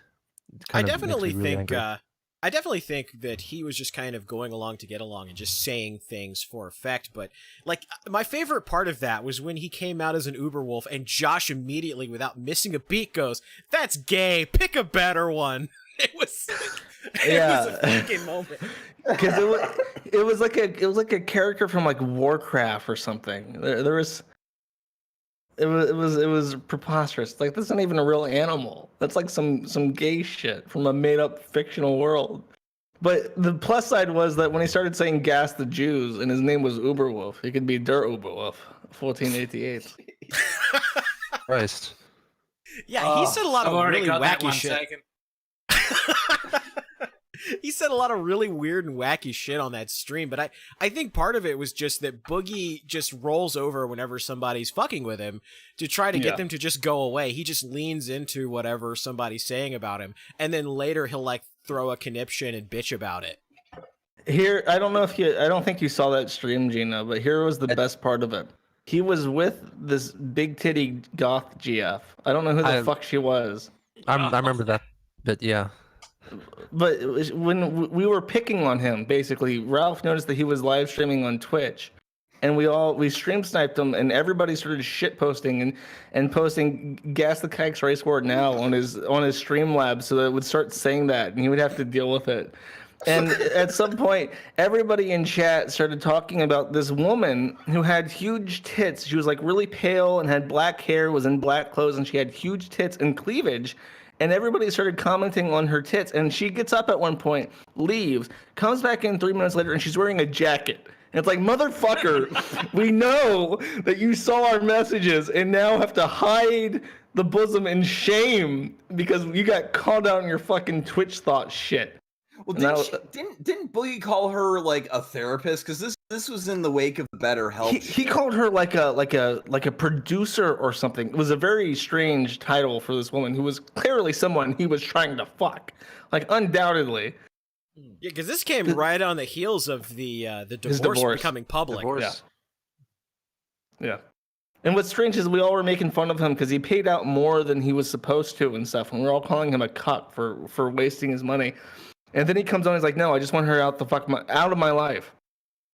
Like I have money. Right. I have money. I have money I'm willing to burn just to get this bitch out of my fucking life. And he like comes on stream and he says that. And it's like, what the fuck? Who are you?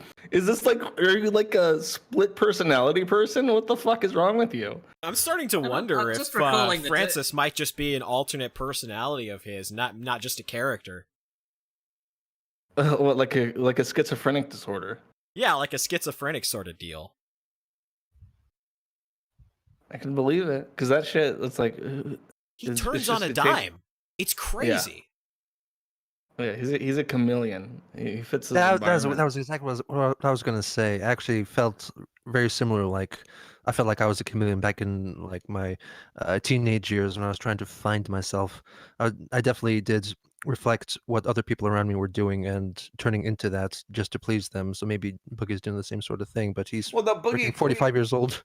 But Boogie's doing it for profit though. Boogie is like, oh shit, somebody like doesn't like something that I said. I'm going to change my position on a dime because I don't want it to negatively. Because like, I mean, in a way I can't blame him because he does make decent money. He makes really good money.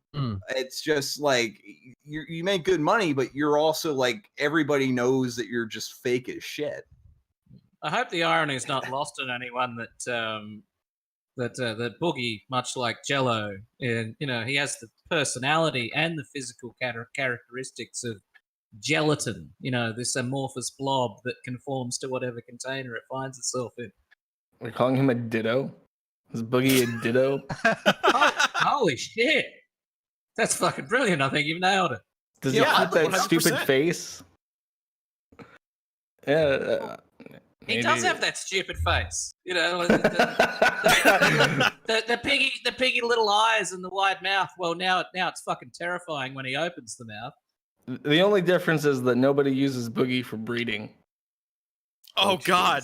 Oh God. That's a deep cut Pokemon joke. I went over the Pokemon people. Let me cut it deeper. After about 2 minutes of breeding, he would be a shiny Pokemon. Jesus Christ. Jeez. Oh. Yeah, that's also Chris did the same thing though. Like that's the major Did he get into My Little Pony before he met Megan, or was it like 100%? Before he was into My Little Pony when he was like 16. He was playing with My Little Pony as like a young high schooler. Oh, speaking of Megan, guess what Megan's fetish was? Oh God. Oh jeez. I know. Oh. Pretty sure I know. Don't ruin it. Don't ruin it. Yeah. Take a guess. I'm gonna say feet. Nope. It's always feet. Gator. I'm gonna say she was a furry. Debatable. Did she have a fursona? She had like anime characters and shit. I'm gonna say no. It wasn't furry. Randbot. Guess.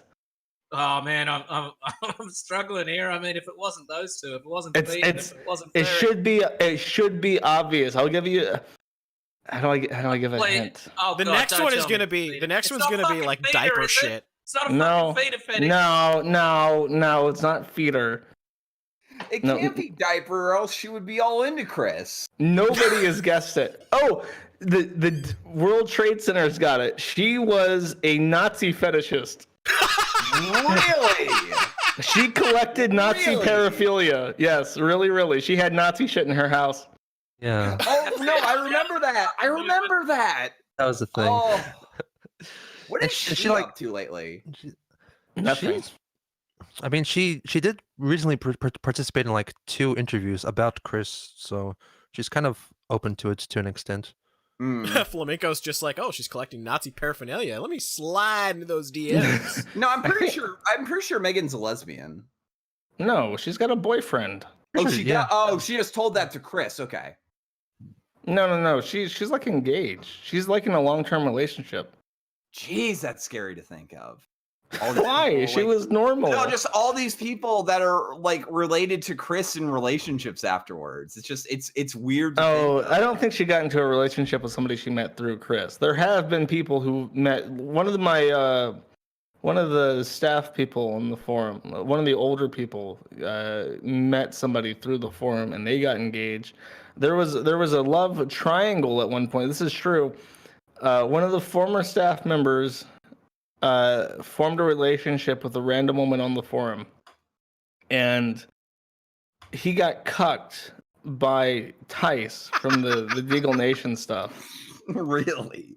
Really. I don't think that worked out in the long term, but That's that happened. fucking amazing. Yes, it is.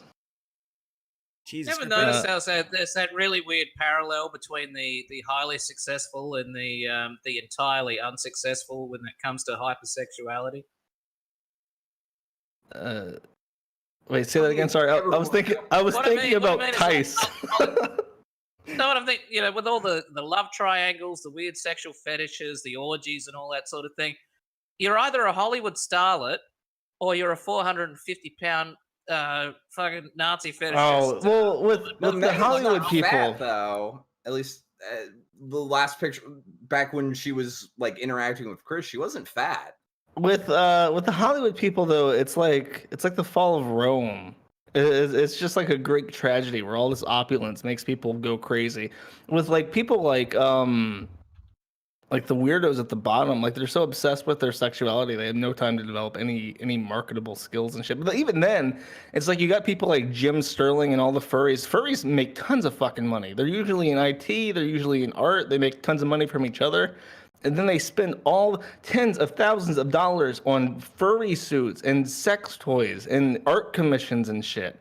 Like, I don't know. There's a wide, sexual deviance is not a socioeconomic thing. There are poor sick fucks. There are middle class sick fucks. There are sick fucks in the military. There's upper middle class sick fucks. Yeah, can confirm the military one. Yep, definitely. Your truly decadent sick fucks at the top who have like their pedophile islands where they cook children in Moloch chambers and shit.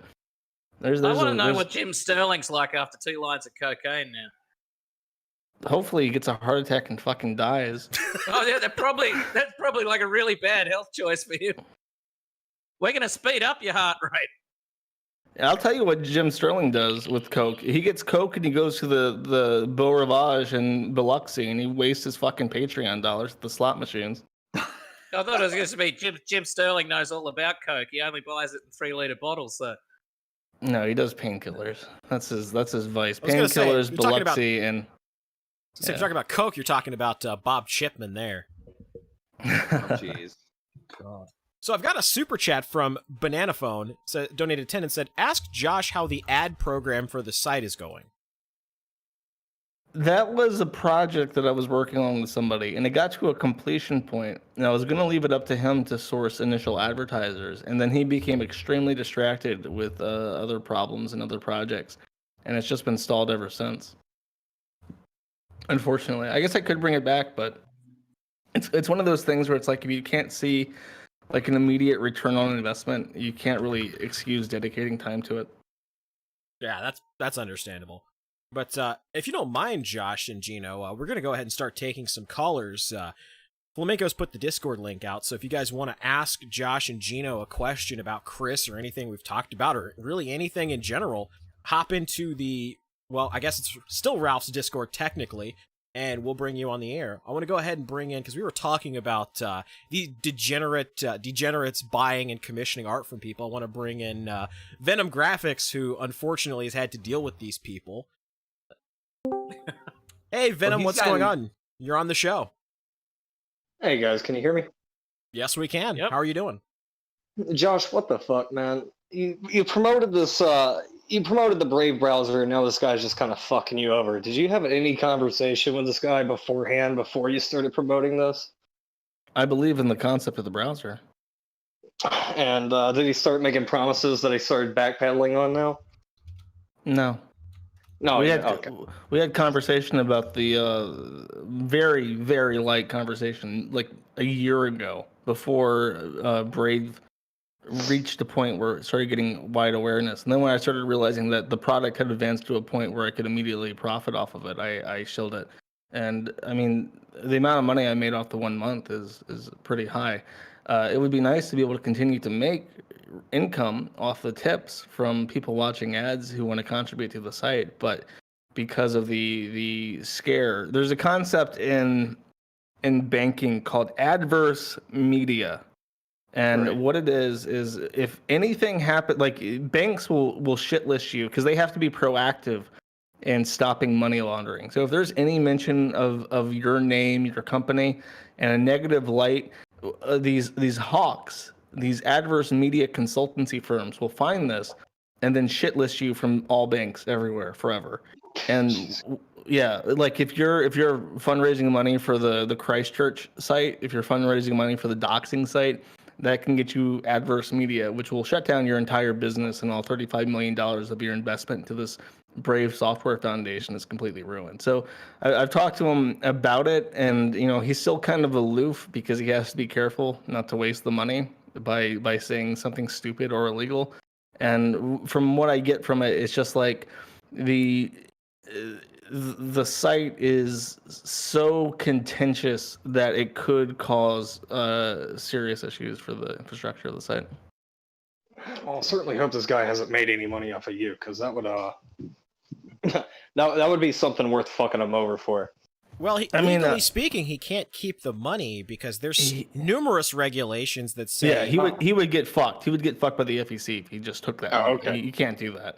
That's why when YouTube pulled Ralph's channel, they still had to pay him out for all of the money that he made prior. This is true. When there was a point where AdSense, if they banned your AdSense account, they would keep the money. Any pending money in that account would be kept. And that went all the way up to the Supreme Court, where they ruled in favor of the plaintiff against Google, and now Google has to pay pending payments if they close your account. So that's the precedent for that. Venom Graphics' absurdly large username is pushing Geno off the couch. He's fat. That's true. Sorry, Geno. Oh yeah, by the way, Geno, I really like your documentary. It's probably the most... I mean, I wouldn't call it bullying. As far as like what it is, it's a straight up documentary. There's no bias or bullying in it whatsoever. It's really good. I hate that your fucking channel got struck for it. Hey, that's YouTube for you. I mean, I am aware that it isn't bullying. Most people are aware that it's not bullying, but the fact that I'm talking about bullying makes it bullying. Well, guys, you can go ahead and sunset me. Yeah, Punish Graphics. I want to help him out. He's a fantastic artist. Now, if you ever need like any sort of some like concept art or something for anything, talk to this guy. He does fantastic work and can pretty much do whatever you ask. Oh yeah, I'll hook you up, man. Really? Thank you very much, man. I was over the moon. Absolutely over the moon. But yeah, and congrats on getting the show back together tonight, guys. And it's turning out to be a good show, even without Ralph. And best wishes to him, whatever's going on with him.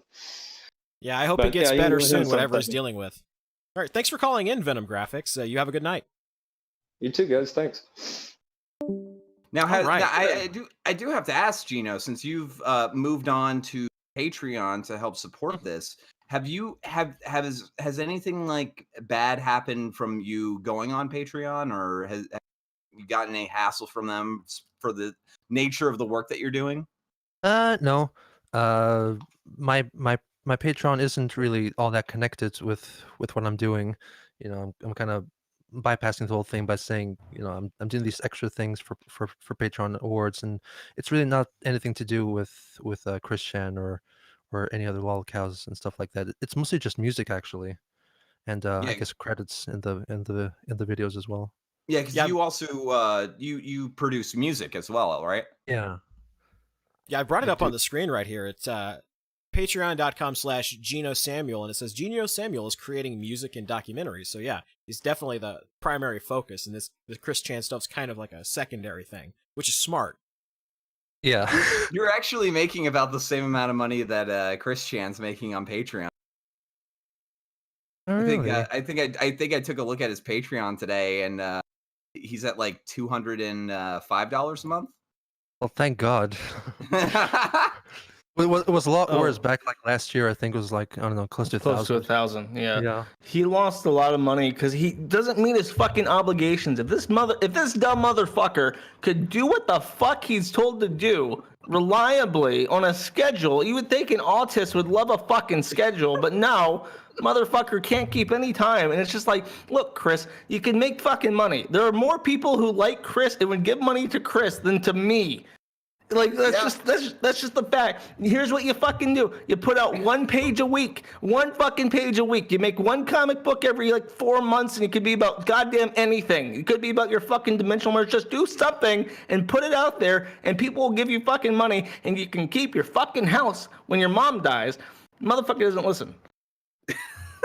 I think he's just too busy playing with his weird toys and like because we watched a video today that this like ghost adventure style video they did, and I don't know who these people that are hanging out with him are, but it really seemed like they were kind of taking advantage of him a little bit.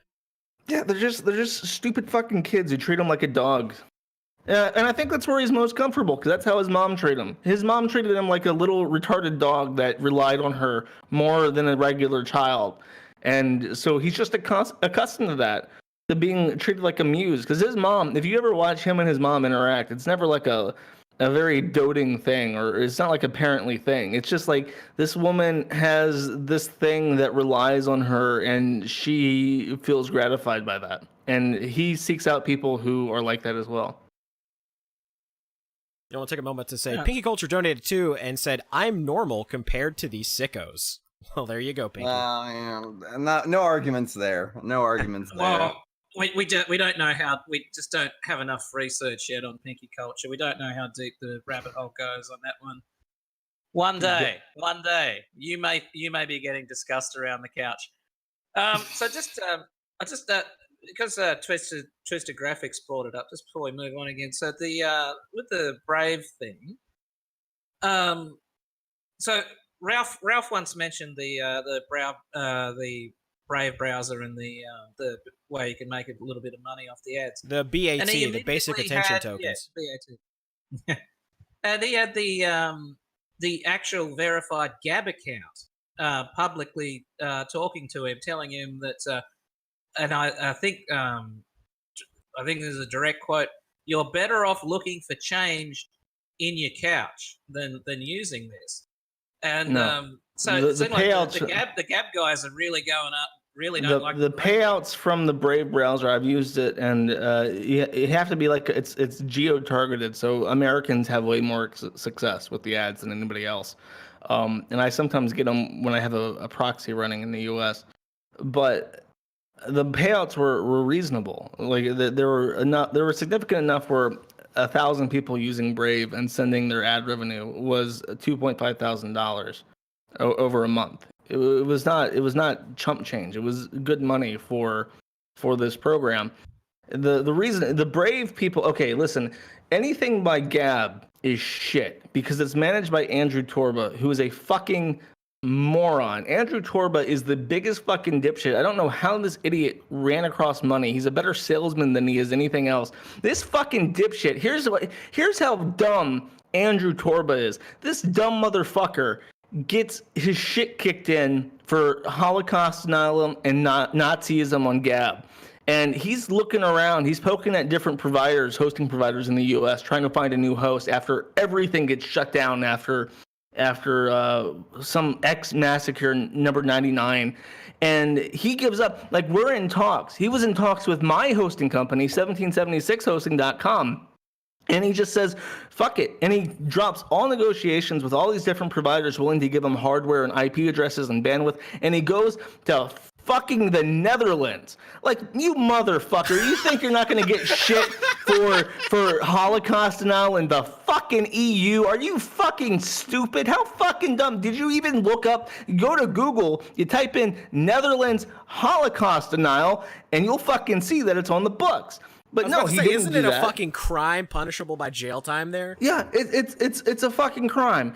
And I guess, and then he made this tweet: "We had to leave the U.S. to find freedom of speech." Let that sink in. And anybody who uses the term "let that sink in" is sub 50 IQ. That shit drives me up the fucking wall. Let that sink in. Like the profundity of your statement is so gargantuan. I need to sit the fuck back and dwell on it because your IQ just fucking walloped me upside the head. Fuck you, Andrew Torba, you cocksucker. He forks Brave and makes it the same exact fucking thing, except it's green and it handles some fork of Bitcoin. And it has none of the convenience. It has none of the ways for people using it to accrue the currency to send it to publishers. It's fucking garbage, like every goddamn thing he makes. Now, I haven't been this glad that I asked someone a question for a long time. Right? So there's word that Gab is actually going to partially abandon its original code base and just become a fork of Mastodon. What do you think about that, Josh? Would be the smartest thing he's ever done because that shit is garbage. The fucking Gab site, utterly unusable. Just get rid of it, find something better made by competent people and use that. Yeah, the other benefit of forking Mastodon is that it'll be open source, so that means that other people can submit code, and it won't be pretty much just Torba and like one other person that are actually working on the website. Oh yeah, no, Mastodon. Like, here's the thing. Here's the really interesting thing about this new federated shit that's coming about. It's a really good idea.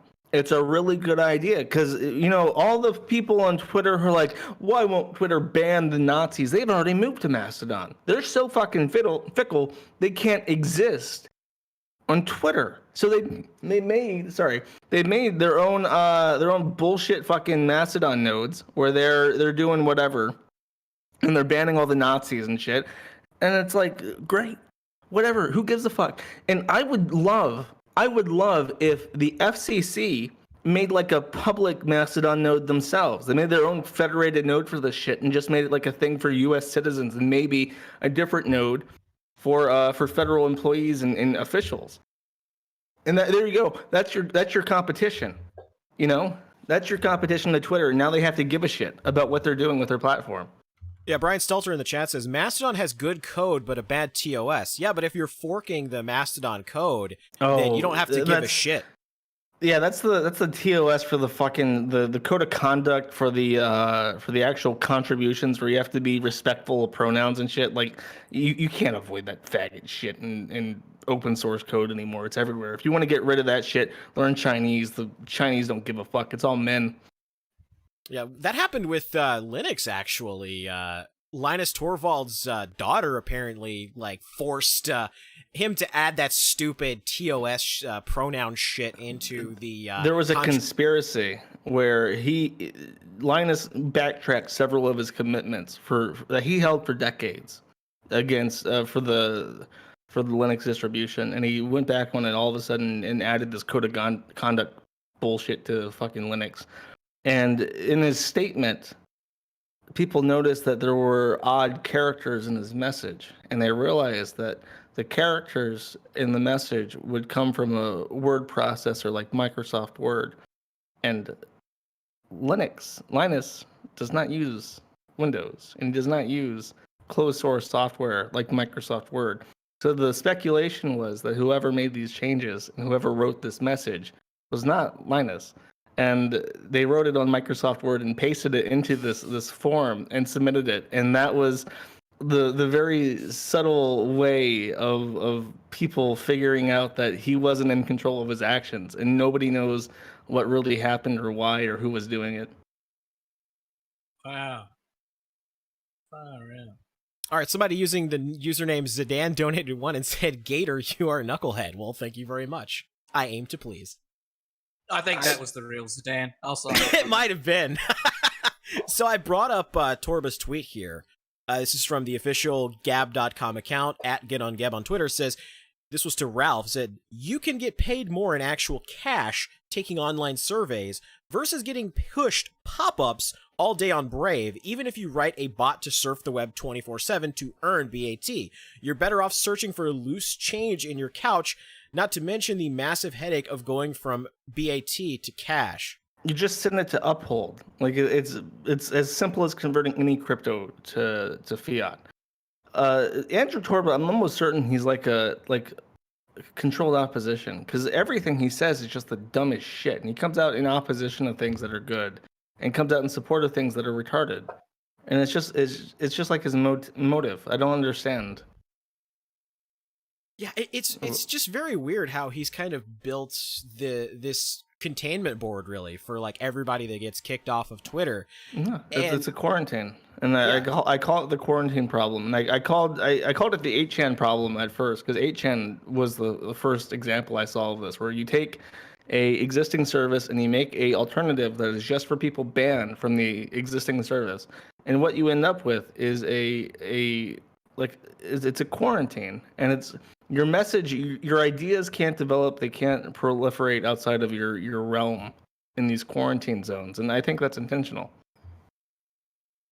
Yeah, and I highlighted it, I probably said it at least 2 or 3 times on the streams before, that you were talking about data in society when they first released the alternative influencer network, and you said this is the chart that they're going to be using to kick people off of the social media platforms and force them onto these quarantine websites. Yeah, have you followed that up and seen how many people are banned based on that chart? Yeah, it's incredible.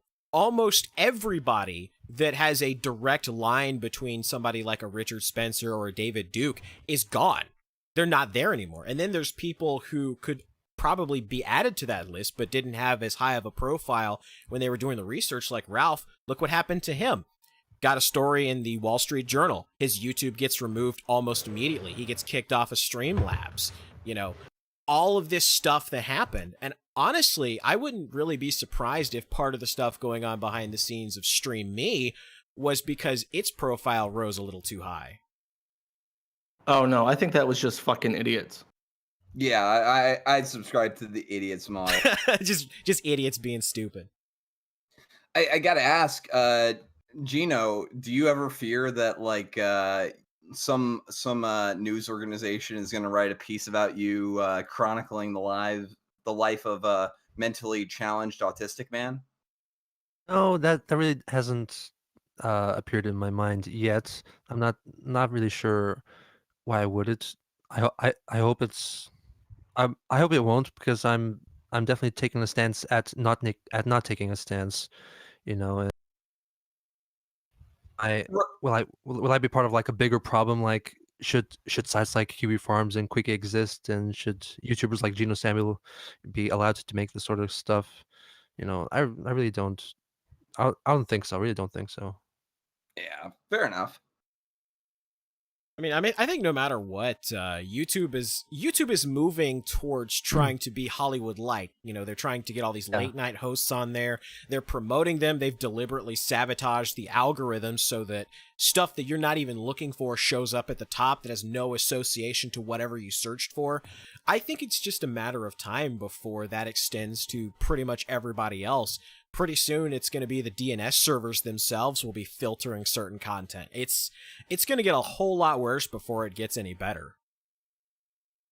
Yeah, I'm going to go type Zurius into the search engine on YouTube. It's going to pop up saying, you search for Zurius. Did you mean to search for ContraPoints? Oh, Jesus, really? Got some super chats. Rose donated 3 and said, nice background, guests and actual subjects. Please, even if Ralph comes back, keep doing this show. It's much better. You broke 1.1k live viewers. You are the new shit. Bravo. Well, thank you very much, Rose. I did my best, on short notice with Ralph just kind of vanishing into the ether. Slick Johnson donated 1 and said, you're nothing but a possum face, Null. Oh my god, what the fuck? I don't want to respond to that. I don't know. It's such an opportunity for a dad joke and you let it slide past. Ralph vanishing into the Ethan. That's what you should have gone for. Oh. I don't want to poke at him too much, but I remember this was the meanest burn I've ever heard ever, and it wasn't intentional. I was talking to somebody about the Ralph retort, and they said like, "Oh yeah, I watched one and it was really good once, where Jim was on, and I think Harmful Opinions, and Dick Masterson. You guys called up that fucking crazy bitch in L.A. who had like a Smurf vagina from Colloidal Silver." And it's like, yeah, Ralph is the host of that show, right? And I'm just thinking, like, Ralph was passed out drunk that entire show. he was not. He was not in that show. He was asleep. He happened to be broadcasting it, but only through the magic, through the sheer will and pagan magic did we keep the stream up while that was going on, because we had no control over it. I had completely forgotten that Ralph was passed out drunk a large segment of that stream. The entire fucking time. He was out, like, all of it. See, I feel like there was some gems when Ralph just had a little too much, like when he brought CRP on and then immediately shouted at him and kicked him. Just stuff like that that's just legendary. Well, the great thing is you don't even need to feel bad about that anymore. Yeah, that's true. Should we bring in another caller? Yeah, let's go ahead and start bringing in some callers. Let me put the Discord link out again in case anybody wants to ask Null or Geno a question here. Let's copy that. All right, I'll leave it to you to pick a caller this time, Flamenco. All right, let's bring in Carl Benjamin. Carl, how's it going, buddy? Oh, pretty good, pretty good. How are you guys? Doing fantastic. How are you? Doing all right. So yeah, I just heard you guys talking about Ralph. Still no word from the drunk man. Unfortunately, no. He's tweeted a couple of times. He's posted in the Telegram ever so often, but he really hasn't talked about what's going on. I'm just guessing that he's dealing with the stuff that he's been dealing with and dealing with it badly. So dealing with the week-long bender he's currently on. I guess, if I hear anything, I'm definitely been encouraging him to try to like say something or just talk about what's going on. If he's gonna take a break or whatever, to just kind of let everybody know what's going on. But it's kind of been silence, unfortunately. Yeah. How many of his last 10 tweets have been coherent? I think that finally he put out a coherent tweet today. There were 5 that weren't misspelled. I write more coherent sentences than half you moth fuckers. I have to say, moth fuckers is a pretty funny insult. The people immediately ran with it. I'd never actually seen images of how moths actually copulate until that thread. Yeah, it was news. It was news to me. I thought they were just like fishes. They just like shot it into the ether and magically found each other. Well, so did I, but apparently they glue their abdomens together, so it was very educational. Yeah, that was interesting. I guess I'm gonna have to add a moth emoji to the Discord. Did you guys talk about the false flag? What false flag? The Iranian one? Yeah. Oh, the Iranian thing. No. Yeah, we haven't talked about that yet, but it's obvious it wasn't Iran. Everybody knows it. I saw Marco Rubio trying to do damage control on Twitter, where he was just like, well, if it wasn't Iran, then who could it possibly be? Who, indeed? We have very credible evidence. If you want to get depressed, though, I've got evidence that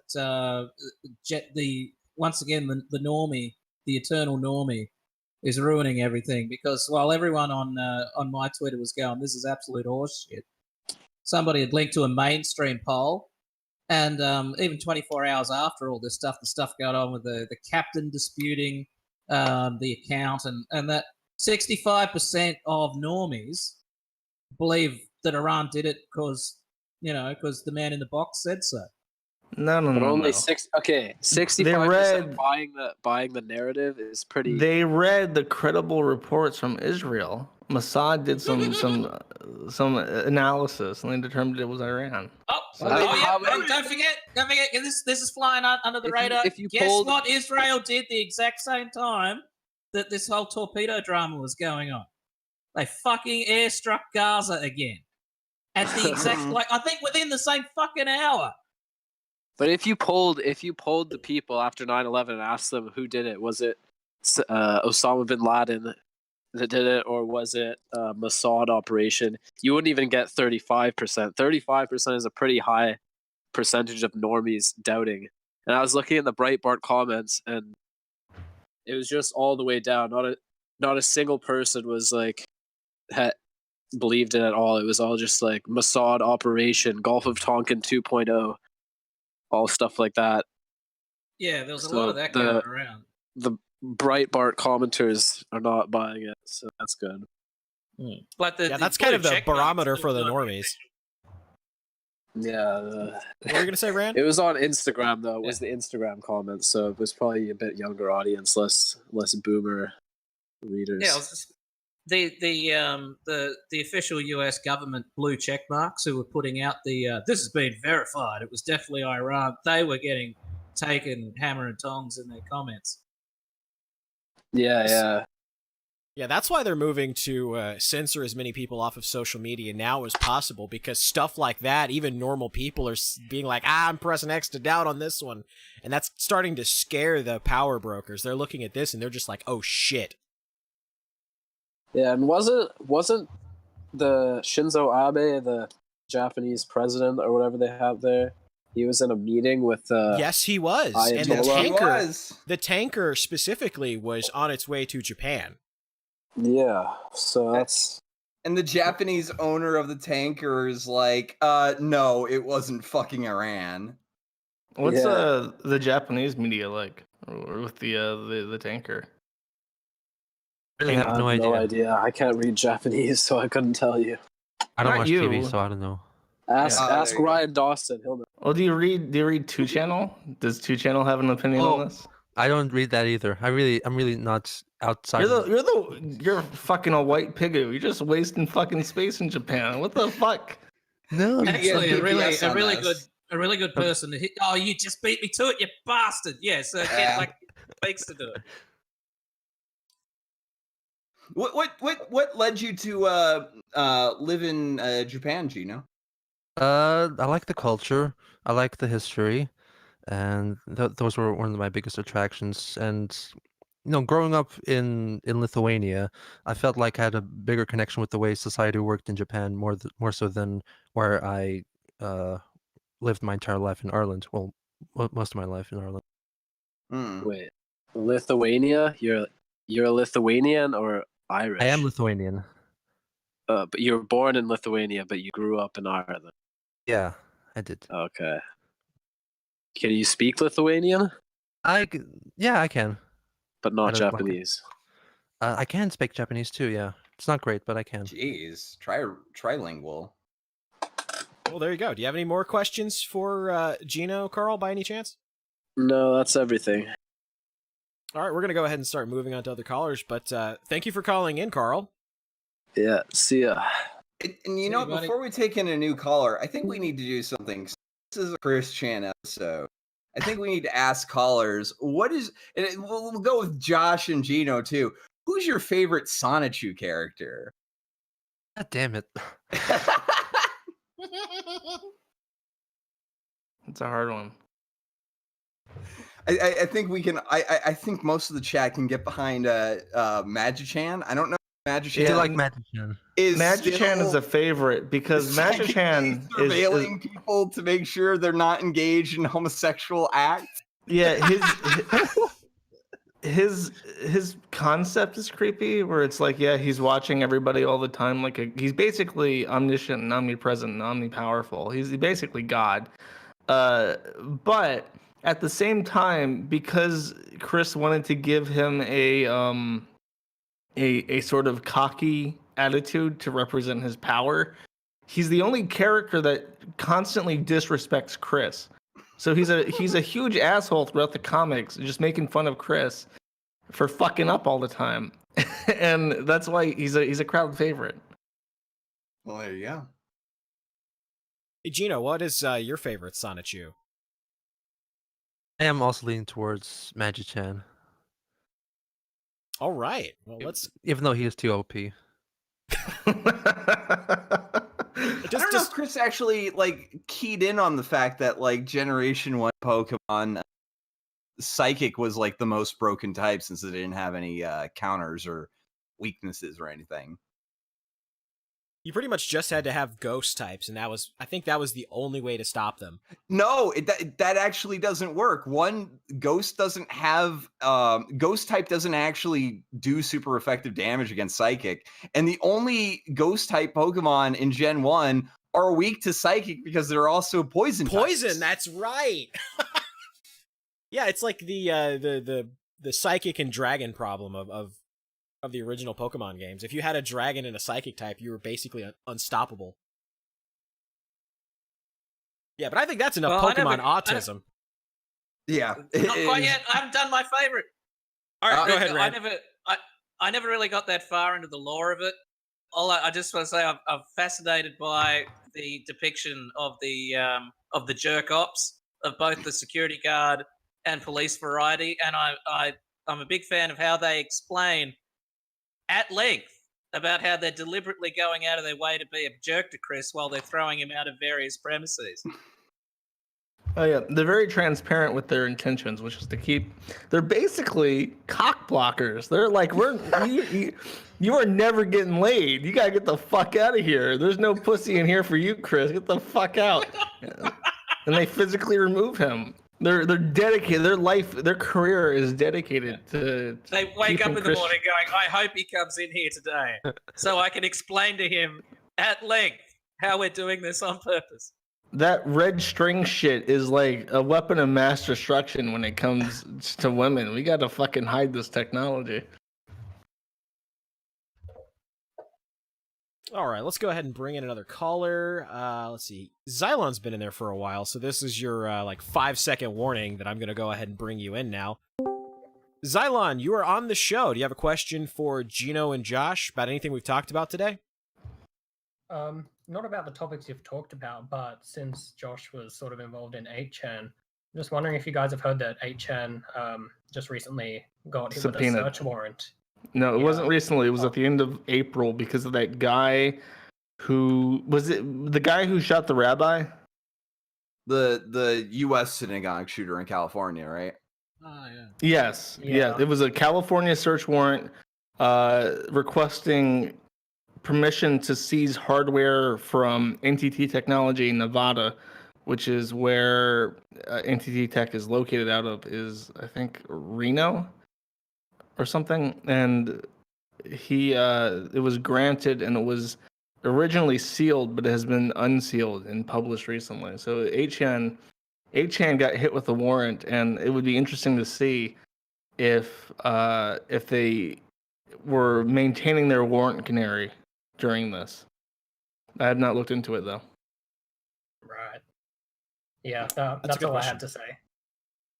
All right, well, thank you for coming on to the show, Xylon. You have a good night. Yeah, you too. Bye. All right, the next we one. forgot to ask him if he was a boyfriend-free girl. You're right. I guess we're gonna have to make sure to ask each of the callers, for Chris's sake. All right, I'm gonna bring in ZT next. And you're muted. Let me give him a second to unmute, but you're on the show. If you've got a take for Geno or Josh, go ahead. Are you there, ZT? Oh, no. I believe ZT is muted or having mic trouble, so I'm going to throw him in the post-call for right now. We'll bring him back in. All right, let's bring in this character. I don't think this is actually the real Mundane Matt, but what the hell? Let's see. Person named Mundane Matt that may or may not be the real Matt. You're on the show. What's your take? Do you have anything for Geno or Josh? Any questions? And you're also muted. Guess we'll give him a second. Well, that's his deal. He's muted. He did say he was never going to speak to us again. 1 second. Flamenco's going to go tell everybody in the green room that we're going to be bringing in callers, so go ahead and unmute. Well, I'll put him in post-call. We'll bring him back if he can actually get his mic. Mick Shekels, you are on the show. Do you have a take for Josh or Geno? Thanks for having me on. Just wanted to say I'm really hoping that we get to see what was I gonna say? Yeah, now Wow, I managed to have a little autism moment there. I'm just It hoping to get to happens to see the best of Chris. us. Yeah. It's the right I'm name just for hoping it. I get to see Chris Chan go on a shooting rampage in the future. Oh, Shooting I rampage. mean- Here's a related story. I mentioned the gun Oh, yeah. that Barb shot at Cole Smithy in an act of lunatic violence. It is debated if this gun actually exists, and I consider it the holy relic. And I've offered people money. If you get this gun, Bob's gun, and you obtain it for me. I've actually sent Chris on fetch quests to find this fucking gun for me because I want this fucking gun. If you find me Bob's gun, deliver it unto me because it is mine. You literally had Chris Chan going around his house trying to find Daddy's gun. I want that fucking gun. Holy fucking shit. Sorry, I just have one last question for you, Josh. Yeah. In your eyes, if he was to go on a little Elliot spree, what would be the location he would choose? Oh God. Oh man, that's hard. It would have to be the game place. The game place is shut down. Oh, really? Yeah, that's closed. God, Oh, then it would have to be PVCC. He would have to score with Walsh. PVCC is a good one, but there are so many places that he's been banned from in recent history that he probably cares more about. Like this is true. He is banned from the nearest Walmart to his house because he kept going to the fucking game section and drawing on Sonic's arms to make them not blue. Oh, Jesus. Better than shitting in the Walmart. Let's just pray that Chris Chan doesn't go full Terran. Or if he does, he's got a live stream it. The thing that we're more worried about this is like if the Sonic movie is bad. It's been pushed back. Like they pushed it back because of that trailer. It's like, oh my goodness, you probably saved a multitude of lives in Charlottesville, Virginia. Yeah, subscribe to PewDiePie, y'all. And God forbid Amy Rose shows up in the movie for a single second. Oh, dear Lord. Ugh. Well, with that, I will sunset myself. Thanks for having me on. All right, thanks for calling in. Yeah. Oh, man, I had completely forgotten about the abortion that is the fucking Sonic movie. Didn't Chris have a huge rant about that because his arms were the wrong color?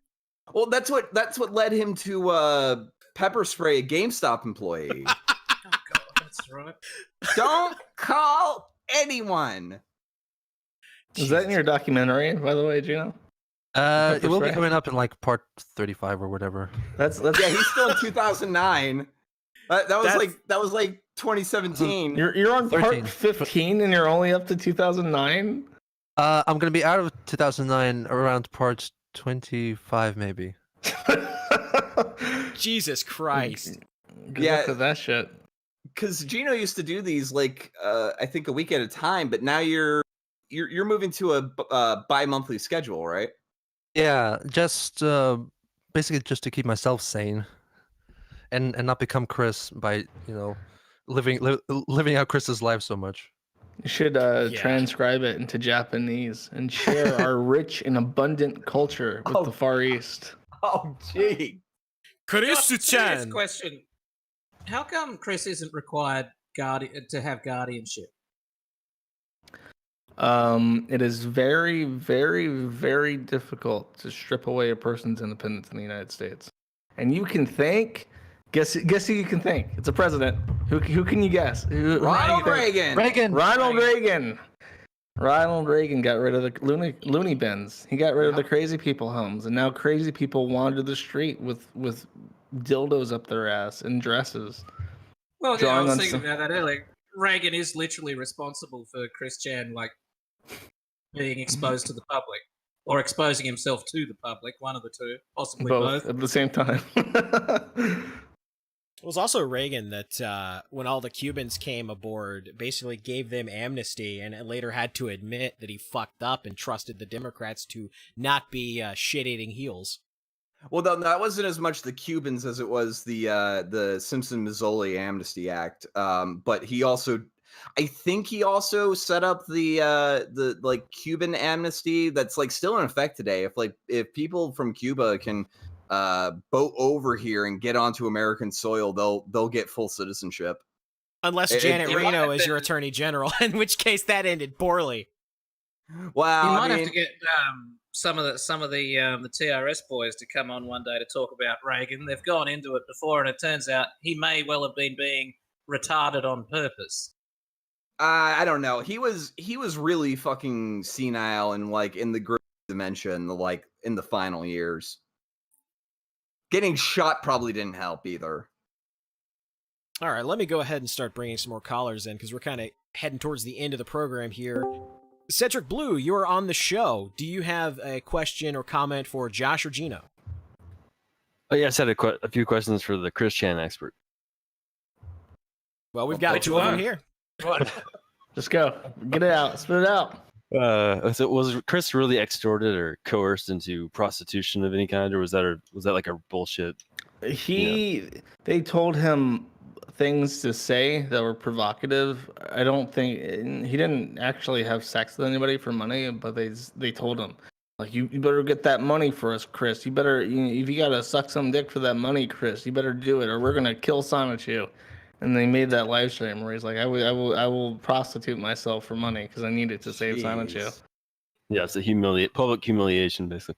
And then, can Chris utilize these radical trans nonprofits to get money from, or to like help make a living? Like, do you think they'll help him? Because I think that's his next, or it could be his next move for money if he's running out of trans people hate Chris because they make them look bad. Because when you look at Chris was trans before many of them were, and it's just like you look at Chris and you just see. It's not a monolith though. Some will like get really mad at you if you refer to him as Chris and not Christine. No, Chris is fine because it's gender neutral. Because it's short for both. It's if you refer to him as a he or a him. Yeah. Or as Chris or Christian. We've been doing vicariously throughout this stream. Yeah. I don't think they really need Chris's help though in making themselves look bad. I mean, he's really not doing that much harm to the community. They don't want to support him. I think there was something we contacted fucking trans advocacy groups to help him, like people specifically for like mentally disabled LGBT plus. Was it Trans Lifeline? No, not Trans Lifeline. And said this is a mentally retarded trans person who is being extorted by fucking people. We know who they are. We know where they live. We have evidence of this. We can prove criminal action, and we need somebody to force the government to do something to prosecute. And none of them replied. Nobody gives a shit about Chris. It's really depressing.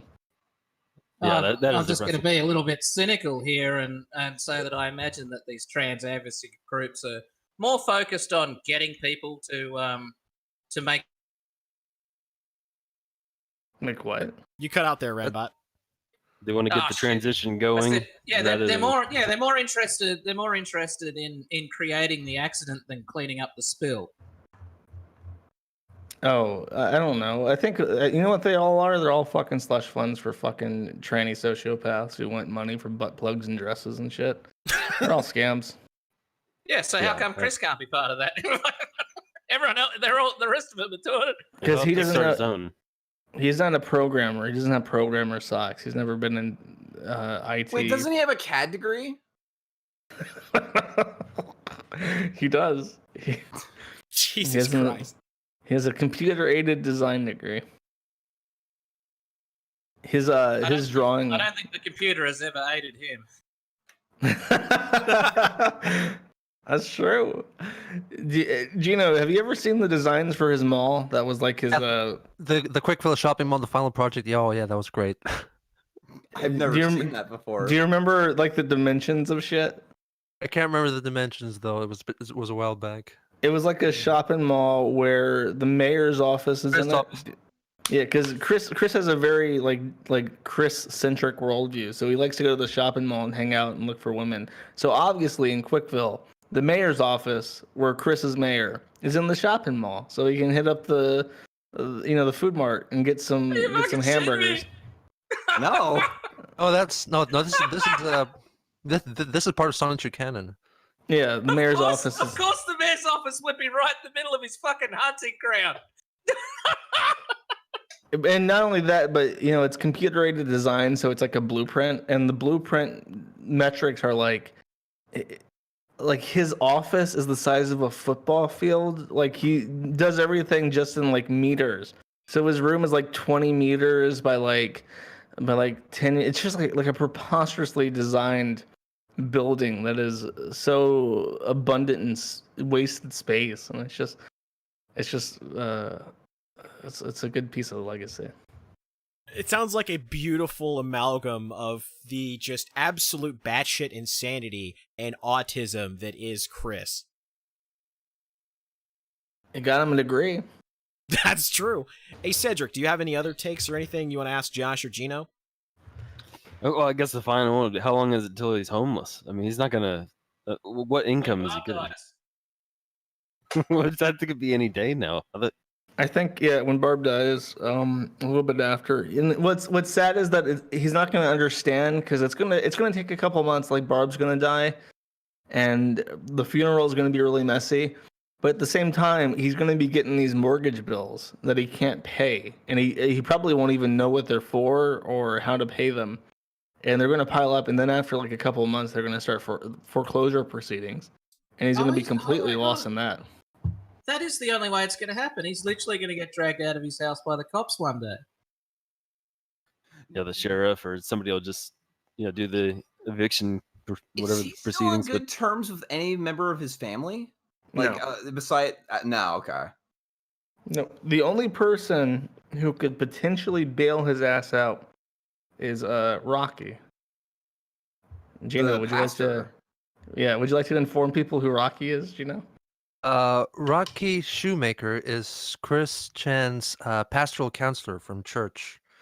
And he's been, I guess, counseling him and helping him out a lot since 2009, maybe? He got kicked out of his congregation at some point, and they had a little bit of a falling out, but she's a real enabler and ass patter, and she still maintains contact with him. Well, wait, is this a different church? Because he's been kicked out of at least one. I don't know if he's been kicked out of a second one. No, kicked out of 109 organizations and buildings.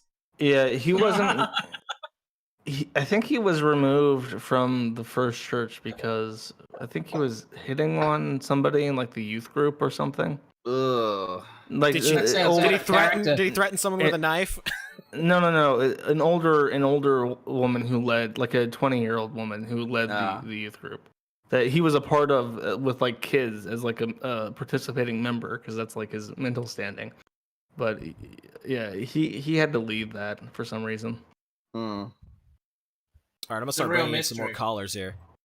Oh, definitely Viridian Calvin. Oh, there he is. Sorry, 1 second. All right, there we are. All right, Viridian, got any questions for Josh or Gino? Yeah, Onion Wizard was being a fucking spurg earlier in chat when the stream started, screaming Josh was a pedo, and it's like, I'm sure you're tired of it, Josh, because it's... No, Onion Wizard is like a complete fucking weirdo. My favorite thing with Onion Wizard is when the forum was down briefly for maintenance. I put up a notice saying that the site had been seized by like different governments, and Locale believed him. A guy, Tommy Tudor, a tranny, was like gloating and saying, "I got the Kiwi farm shut down, and thank God for the Arizona police. We finally got him." While I was doing the maintenance. And Onion Wizard shows up in the chat and is trying to tell him that it's fake and it's just the maintenance page and shit. And thankfully, he had already found out on his own. And we got all we wanted out of it. But Onion Wizard's just like this pathetic fucking hall monitor who would genuinely be better off dead. He has no purpose in life. Also, Gino, I do admire your dedication to the Christian documentary because goddamn, you are going over his life with possibly the finest tooth comb ever conceived of. Hey, thanks.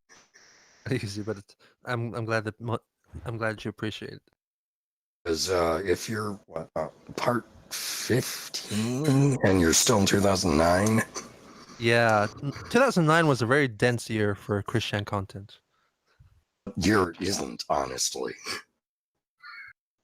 It's like you said, he's probably not going to get to the more recent stuff till like part 35. Well, just saying, admire your dedication. Keep on keeping on. And I don't know. With Ralph, I don't know. I feel bad for the guy. AA, honestly,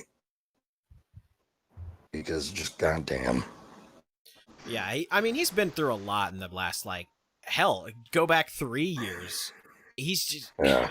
It just seems like he has these boom and bust cycles where he'll bad shit will happen and he'll recover from it, but then more bad shit happens and it just like completely fucks him up. And you know, I hate that this keeps happening to him. I really hope that he's able to turn the corner, that things get good for him again, and that he's able to, you know, just be happy, being himself. Yeah. Now I got a question for Viridian. What did you think of the Three Houses play? Three Houses, it has definitely went from, oh god, it's Persona and Fire Emblem, to wow, this is actually surprising. Yeah, because it seems like it's going to be a bit like Genealogy in the second half. Hey, at least like we're done with Waifu Simulator. Apparently, that's all I'm glad about. That is a plus. But I'm going to sunset myself. Thank you. You all have a lovely night. You too, Viridian. Thanks for calling into the show. Yeah, no problem. Now, I do have one last question for Geno. During like some of the early stuff in that, where did the school records come from? Like the school paper specifically, because that was like the one thing in the documentary that I had no idea was even around about his high school life. Oh, those were courtesy of the trash dumpster diver person who sorted through Chris. Yeah. He sorted through Christian's garbage after the house fire and dug up lots of stuff, including the Manchester papers. Oh, I didn't know that. Holy shit. Yeah, he was a guy on the forum, and he literally, after the house fire, went dumpster diving for like a week straight, and just stole everything paper that he found. Well, technically, you're legally allowed to. Well, I don't know about police are legally allowed to root through your garbage. I don't know about private citizens. No, if it's on the curb, it's public property. The problem is that this was like a bin parked in the driveway. I'm sure it was technically theft because that's not something that the trash people pick up. Those giant bins. I gotcha. Yeah, like some of it was dubious. There was some stuff. Speaking of people, he was trolling Chris. This was like in 2013, 2014. This was a long time ago. There was a woman trolling Chris who was a real woman and was impersonating one of his classmates from high school. Because at the time he was having this big kick about a class reunion, like a 10-year class reunion, that he said was basically promised, and he held on to his high school ring and shit. And, obviously when he started on this kick, I knew somebody was going to impersonate a classmate to get to him. And this woman did. And she ended up talking to us and relaying conversations. And she ended up in a relationship with a dumpster diver. And they both left together at one point because she was also like a nudist and posted nudes and then got embarrassed because people made fun of her. So they left. All right, I got a super chat here from Anon, donated one, and said, there once was a man named Shitrat. It was Lauren he aimed his affections at. David had no stories she could nab, so her pussy he never had, but everyone else did. All right, there you go. Let me go ahead and start bringing on people, because we're kind of winding into the edge of the program, and I want to get ready to open the chest and everything. Citadel, you were live on the show. Do you have a question for Josh or Geno? Hi, I did not... Hang on. I guess you weren't ready. Wait a minute. We might have a winner here. Are you boyfriend free? Yeah. Fucking A! We did it, boys! Are you sure that's not a boy? I'm pretty sure that's it. I am 100% biologically female. I just have this weird obsession with Christian. Oh, jeez. Oh, no. No. Hey, I can hook you up. Yeah, I was about to say, we've got the two foremost Christian experts on the show. He wants to trib. He wants to trib with you. No, I don't want. Oh, God. Somebody sent me the unclip, and I sat there for like a solid minute, just in shock, looking at. You mean the wound? You mean the He wound? wants. What am he I? wants. He wants to trib. If you want to How has he know, not died of sepsis? okay. Chris has autism, obviously, but what people don't know is that autism is actually a superpower, and it gives you armor. It gives you like having autism like reduces your pain threshold, or increases it, like doubles it. You can. Yeah, you can take you can have a proper tard rage because you don't feel pain. So he got drunk off Long Island iced teas one night and took a box cutter and literally cut a hole in his taint. And I thought it was a piercing. sorry, this is two completely different instances. I forgot. Okay, well, involved. Once he did cut a hole in his taint, that healed up fine. But he got a Prince Albert piercing. Is that the one on your taint? No, that's Why on would your, I know? That's on your dickhead. Okay, he got a fucking taint piercing, or Yeah. a gooch piercing. A gooch piercing is the proper term, I think. And he did not properly clean it, and as a result, it became infected and developed a hole, basically, on his taint. And he refused to treat it or go to a doctor because he thought it was turning into a vagina, and he really wanted a vagina. So It's like some Siddle- weird metamorphosis. Yeah, the wound abscess, and people it took people that were in constant contact with him. It's like, Chris, that's not a vagina; it's a fucking wound. The woman pretending to be his classmate was ultimately the one that got him to go to a doctor, and also was the one that got the pictures of it. Ugh. Oh no! How did he not die of sepsis? I've known people who died of a blood infection because they literally stabbed their finger. Like, how is he not dead? Is it just that autism? Great. God loves retards. Geno, I gotta ask: Are you mentally prepared to deliver in a straight voice the story of Chris Chan's taint piercing? Well, I've already described what was it, Goatsy very very plainly in a deadpan voice. So I think I can handle this one What, too. you mean the best cryptocurrency? Kirk Johnson's anus is modern art, though. It's easy to do. It's true. There's numerous allusions to that particular work of art throughout the world now. You know, when he was spreading his asshole for the camera, I guarantee you the thought did not cross his mind that it would become one of the most influential images ever taken. Describing an entire generation of people on the internet. Oh man. But Citadel, you got anything else? Yeah, I had a couple of questions. One for Geno. How does it feel knowing that you've made more episodes of a documentary about Chris Chan than he just made episodes of the comic book? Oh, that's true, right? Yeah, it's a weird feeling. I kind of ended up being involved in this whole Christian thing, and I don't know. Is this going to come back to bite me in the ass later on? We'll see. I don't know. Do you plan on being employed ever again? He's in Japan. Nobody gives a fuck over there. Oh, that is true. Yeah. Hopefully not. No, Well, not yet. Japanese people do not give a fuck about the West. Like, if you ever, here's one of the funniest things: if you run anything web related and you get spam and shit, you get like abusive spam messages. Like, usually it's from like India and Pakistan and China, but it's also from Japan, because the Japanese do not ever accept any complaint about anything unless it is in Japanese from a Japanese person. So you can abuse the outside world as much as you want from within Japan. They do not care. Interesting. Oh. Got anything else, Citadel? I also want to add. Yeah, I got a couple more things to add. I just want to say, I'm not entirely sure when this video took place, but I think Josh would know.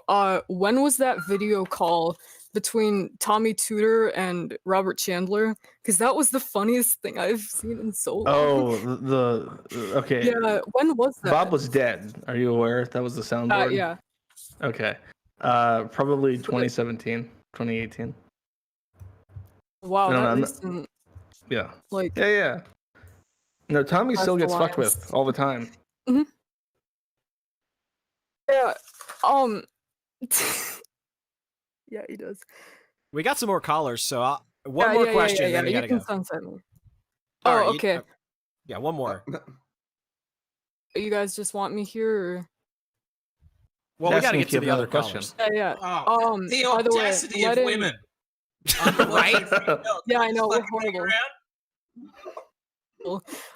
I think that Christian might have also predicted the clown world. His dimensional merge is just all of this batshit stuff he's written coming to life. What world did we merge with? A world of Pisser. pain and suffering. Stein universe. Oh no. All right, well, thank you for calling in, Citadel. Don't forget to give Josh your info to give to Chris, because we've He wants got to trib. He wants to trib with you. No. No. Tell me why. Girl, my age. All right. Okay, I see Onion Wizard in the green room. He's normally pretty quick. So, Onion Wizard, do you have anything to say to Josh? You guys are white knights. Kill yourselves. All right, there you go. Sweet as always. All right, let's bring in Kyler. You're on the show. What's going on?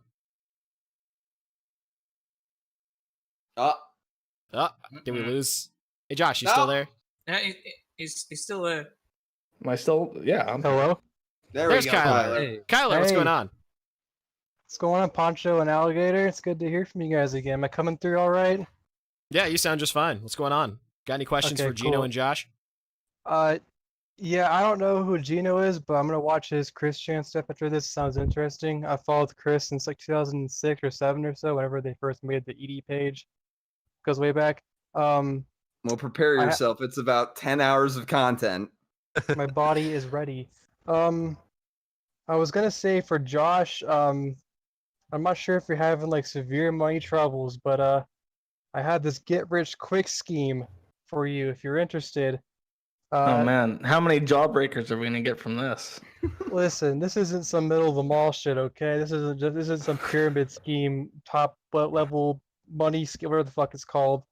There's this thing I found out about like 5 years ago. They're called class action lawsuits, and what you do is you look around for them online. There's even a site now where they aggregate them, whatever the word is, aggregate them. Man. And what you do. Oh, listen, this gets good. I'm not sure if you know about them, but what you do is you look for them, and then you, like, let's say there's one for like the fucking tuna company pouches. They misweighed the tuna. Now I don't eat tuna, but they don't really need proof. You just tell them I had 10 cans of tuna, and then like a few months later, you get a check in the mail for $10 or like a coupon voucher for free tuna. And what you do is you either cash the check, or you sell the voucher for about 80% of the market value to some single mom in middle America. And I know it sounds crazy, but if you work at it long enough, you can make plenty of money. And I think this could be a good venture for both of us. Hey, out of curiosity, was your mom Jewish? My mom's father told me one time that our ancestors were Jews that lived in clean caves because they had a door on them, so it's possible. Those were his exact words. We lived in a cave and it was clean because it had a door. So I assume you were hobbits of some kind. If I'm gonna be in a class action lawsuit, I'm gonna be the fucking defendant.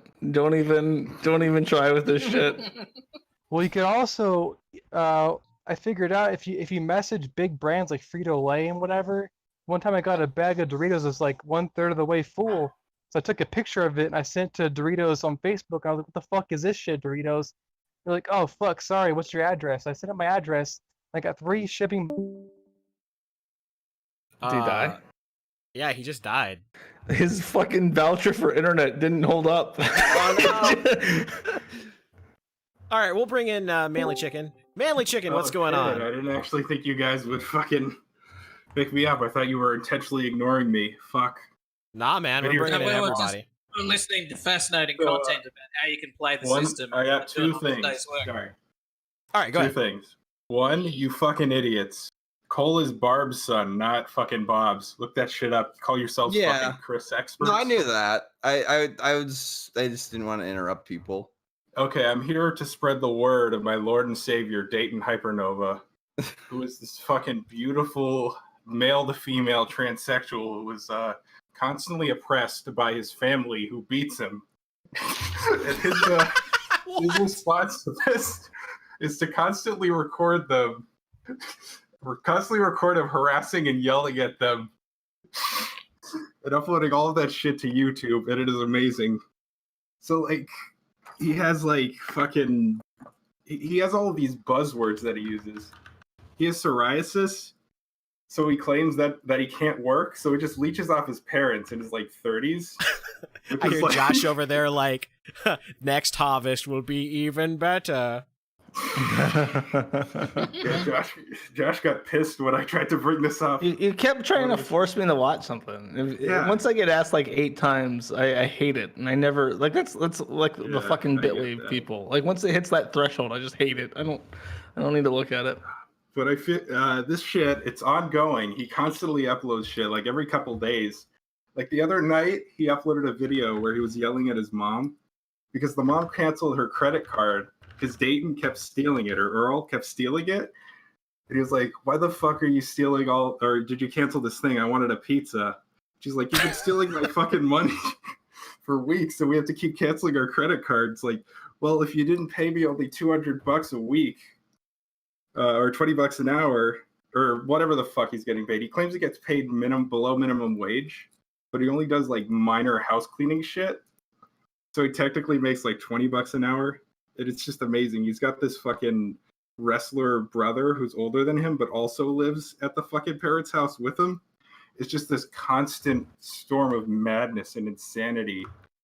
I just wanted to spread awareness.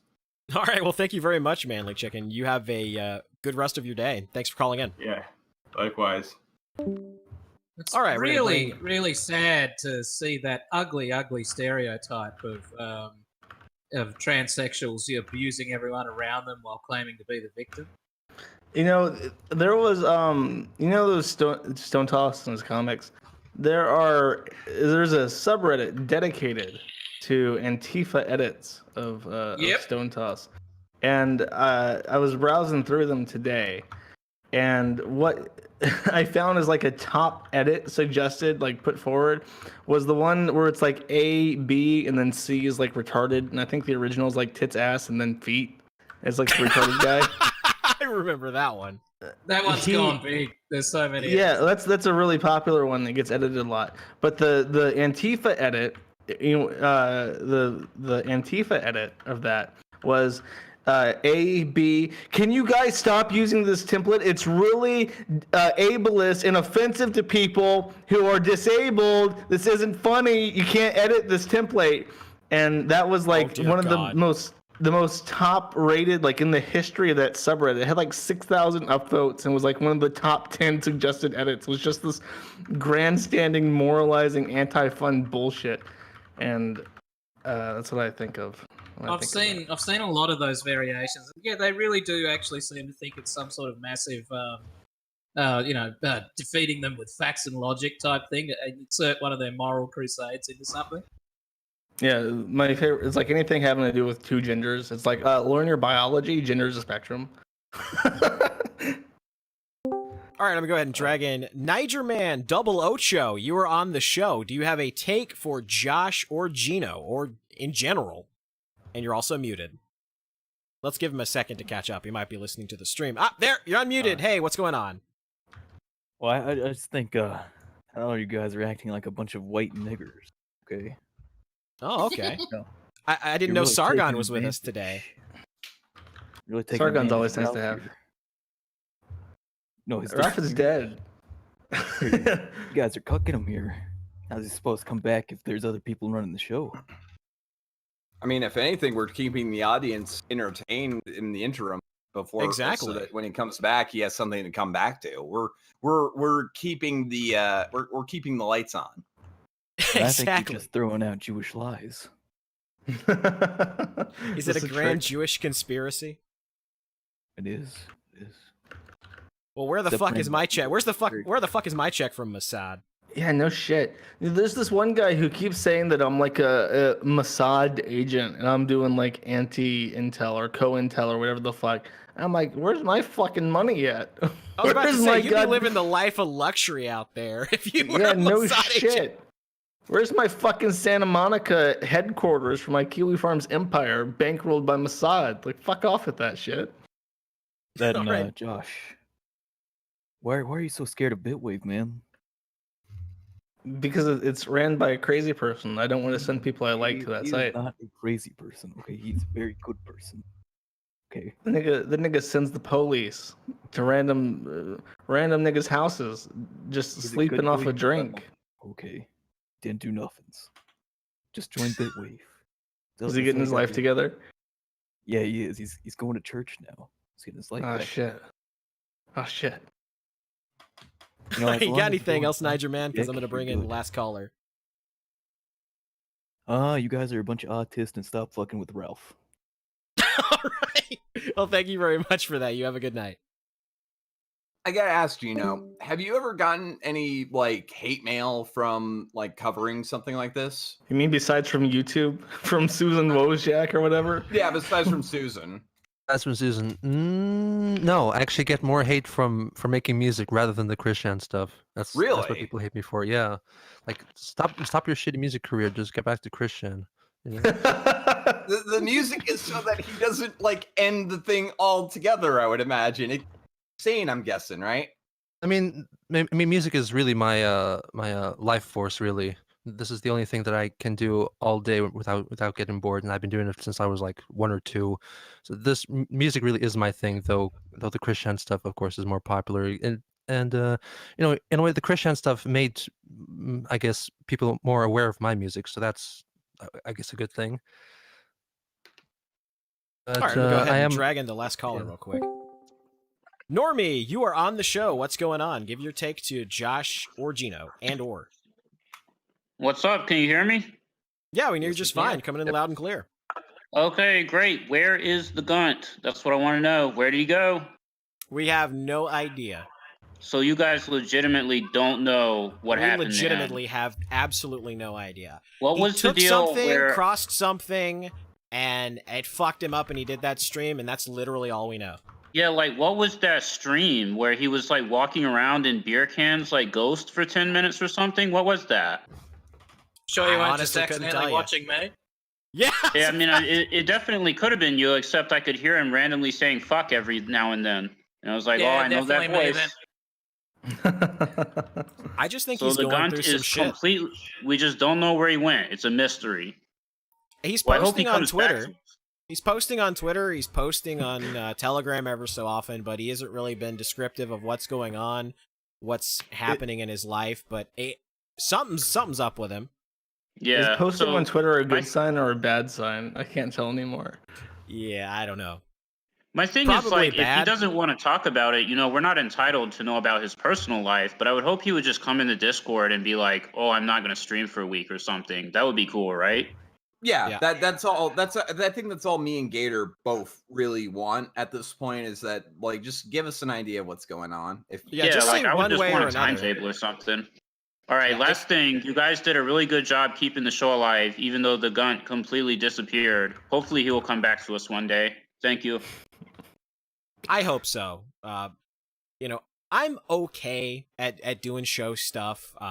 I have a lot of technical knowledge that I can pull from to do this stuff, but like I think Ralph's kind of the glue that brings people together that you wouldn't expect to show up on a stream together.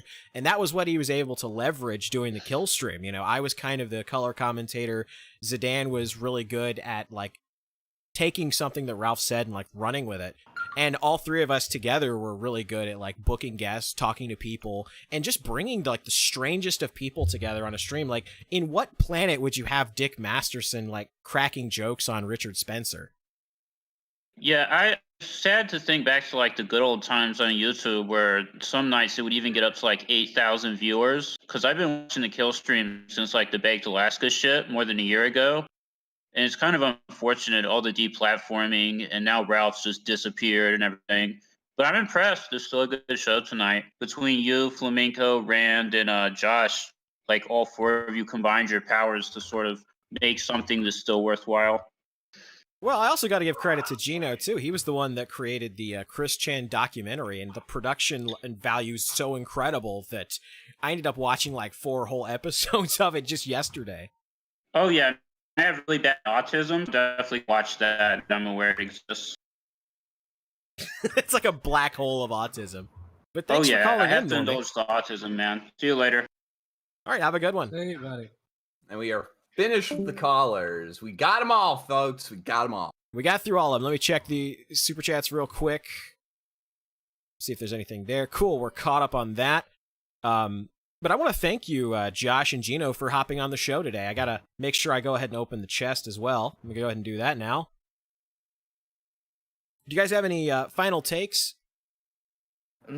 Everybody likes the chest. I've noticed when I do it with my streams, everybody gets excited for the chest. They gotta get those lemons so that they can throw them back at you. And I always make the joke that it's like the Yang Gang trickle up economy. You gotta give them good so they can get back. Yeah, that's how I found out about how that works. Like I had like 12 in the chest. They go, open it. And I'm like, so sure you don't want to just come back later? Like this is a pretty piss poor chest. And I got told, you open the chest so we can give them back to you, retard. I'm like, oh. You know what's really funny is that makes sense. The way that it works is I don't want to get too technical, but if you lock in your Lino points in intervals of 1,000, you get a portion of all transactions on DLive in return. So whenever you spend money, a fraction of that gets sent to and divided between people who have locked in money with the system. So I have 2,000 points taken in. Is it more towards like the more you lock in? Yes, it's a concept in cryptocurrency called master nodes. You lock in a certain amount, and you're a part of the system, and you are. It's a proof of stake as opposed to a proof of work that uses a GPU. So you lock in your Lino, you're a proof of stake holder, node owner, and whenever somebody sends money, a portion of that goes to you. So every time a lemon is thrown back, it's actually feed and split up between people, including me, as a stakeholder in the DLive. I thought it was just a processing fee that they had, which is relatively actually nice compared to like how even Twitch do it. Like, they take way less. Twitch takes so much; it takes like a third. Yeah, no, Twitch takes 30%, YouTube takes 30%, DLive takes like 9%, which is I think Twitch actually takes up like half. They take like half your fucking money.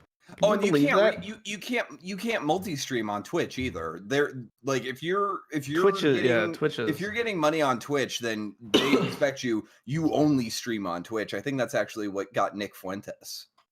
Dude, fucking Destiny got in trouble for that shit. Yeah. It's just like with Destiny. Like, Destiny, you are an undesirable. They do not want a straight white man representing. I wouldn't be so quick to say that because I hate to interrupt real quick, he's but getting his name. Yep. Spanish Inquisition donated $100 and said, "Good job keeping the Ralph retort alive." Well, thank you very much, Spanish Inquisition. I don't feel like I'm worthy of that much of an investment, but I thank you for it anyway, buddy. Or as he's now also known on DLive, the 1234556. Really? Yeah. There is a guy who had a very colorful nickname that got renamed to the 123, and my and Spanish. Spanish in the chat. Yeah, there he is. Spanish is a mod in my chat, and he decided to like fuck with him by changing his name to like the 1234556. That's amazing. Well, thank you very much, Spanish Inquisition. I don't think I am worthy, but I thank you. And Loudmouth Gaming also donated Ninja Geek. All right, yeah, Loudmouth Gaming. Thank you very much. But I want to go ahead and take this opportunity before the show ends to shout out to Geno Samuel's channel, Geno Samuel 2.1 on YouTube. That's where he's posted all of his Chris Chan documentaries. And you have another YouTube as well, right, Geno? I have 3 going at the moment. I mean, there's the original Geno Samuel, which is for my music stuff, and Geno Samuel 3, which is for my documentaries that are not Christian related. All right, and Josh, madattheinternet.com, as well as dlive.tv, and I believe that's what, Kiwi Farms? Yes. No relation. No relation, of course. And when can we expect to see part 15? Tomorrow. Oh, yes. All well, right. I guess today depends on where you are. They used to come out on Sundays, but now they come out on Saturdays. It's Sunday morning for me, and for most people in North America, I guess it's Saturday afternoon. Okay. Yeah. It's also known as 7:30 a.m. my time on a Saturday. Yeah, we're broadcasting from like 4 different continents. That's pretty impressive tonight. The magic of the World Wide Web. I know, right? Yeah. All right, well, I'm going to go ahead and go and read everybody that donated Linos. So I'm going to hop out and get ready to play the stream out. But I want to thank you, Josh, and you, Geno, for hopping on the show today. It's been an interesting. I've learned more about Chris in the past 3 hours than I think I ever wanted to know. Oh, there's so much more. My mind is permanently damaged. It's like a soft brown sponge seeping with knowledge, forbidden knowledge. And Geno, I don't. Scan you get, see if they can identify the area in your brain. Chris it's no like understood. They're gonna like find a Swiss cheese. Sonichu shaped tumor on your frontal lobe. They're gonna find the unclit somewhere in my brain. Just a hole. Jesus Christ! All right. Geno Thank has you not guys for hopping obtained on. the level, but he'll get there soon on I'll episode 35. Now, Geno, I just have you done a rendition of "So Need to Find a Cure"? But I got it. I've done a brief rendition of it on one of my music streams. Yeah. Can you link that? Because I think that would be perfect to play us out. I'm pretty sure that's gone by now. Well, I do have a whatever. clip, a Chris clip to play us out with. So I'm going to go ahead and hop out, and I'm going to go ahead and read all of these Linos. So, but thank you guys for hopping on the show today. Nope, take it easy. Yep. See you, boys. All right.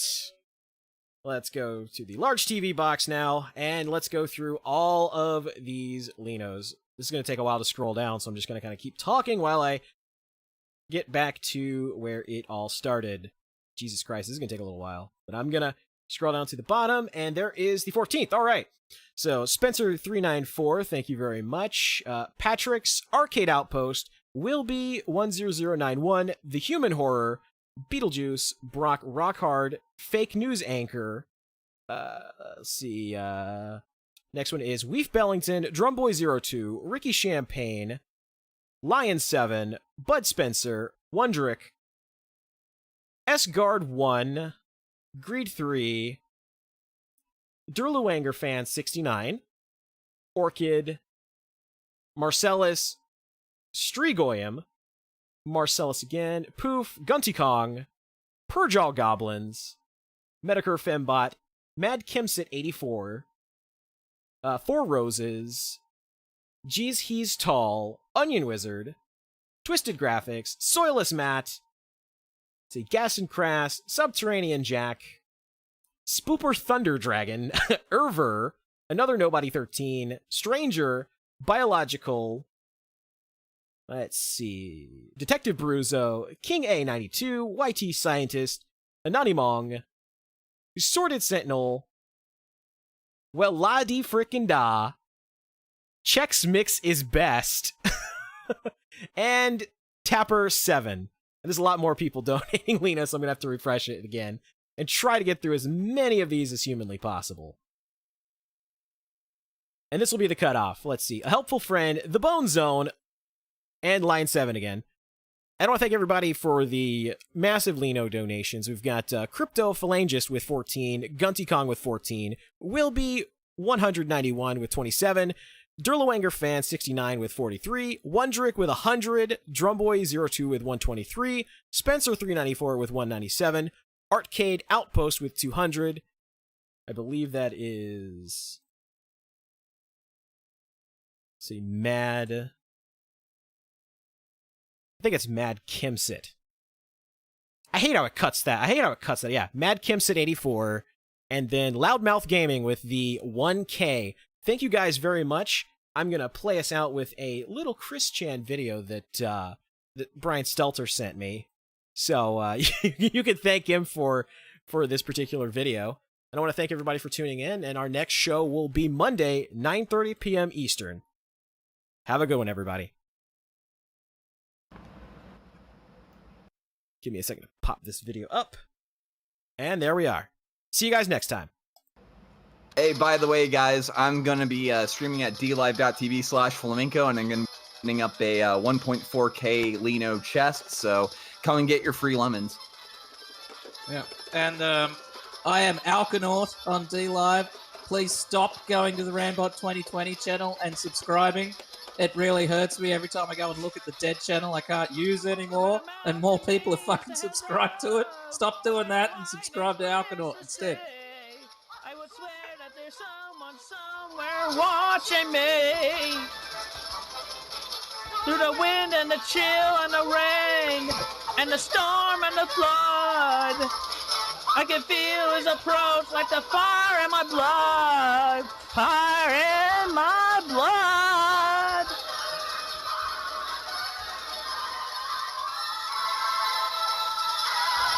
And the hero, I'm only out for a hero till the end of the night. He's gotta be strong, and he's gotta be fast, and he's gotta be fresh from the fight. I need a hero. I'm holding out for a hero till the morning light. He's gotta be sure, and it's gotta be soon, and he's gotta be larger than life. I need a hero. I'm holding out for a hero till the end of the night. He's gotta be strong, and he's gotta be fast, and he's gotta be fresh from the fight. I need a hero. I'm holding out for a hero till the morning light. He's gotta be sure, and it's gotta be soon, and he's gotta be larger than life. Yeah, hero.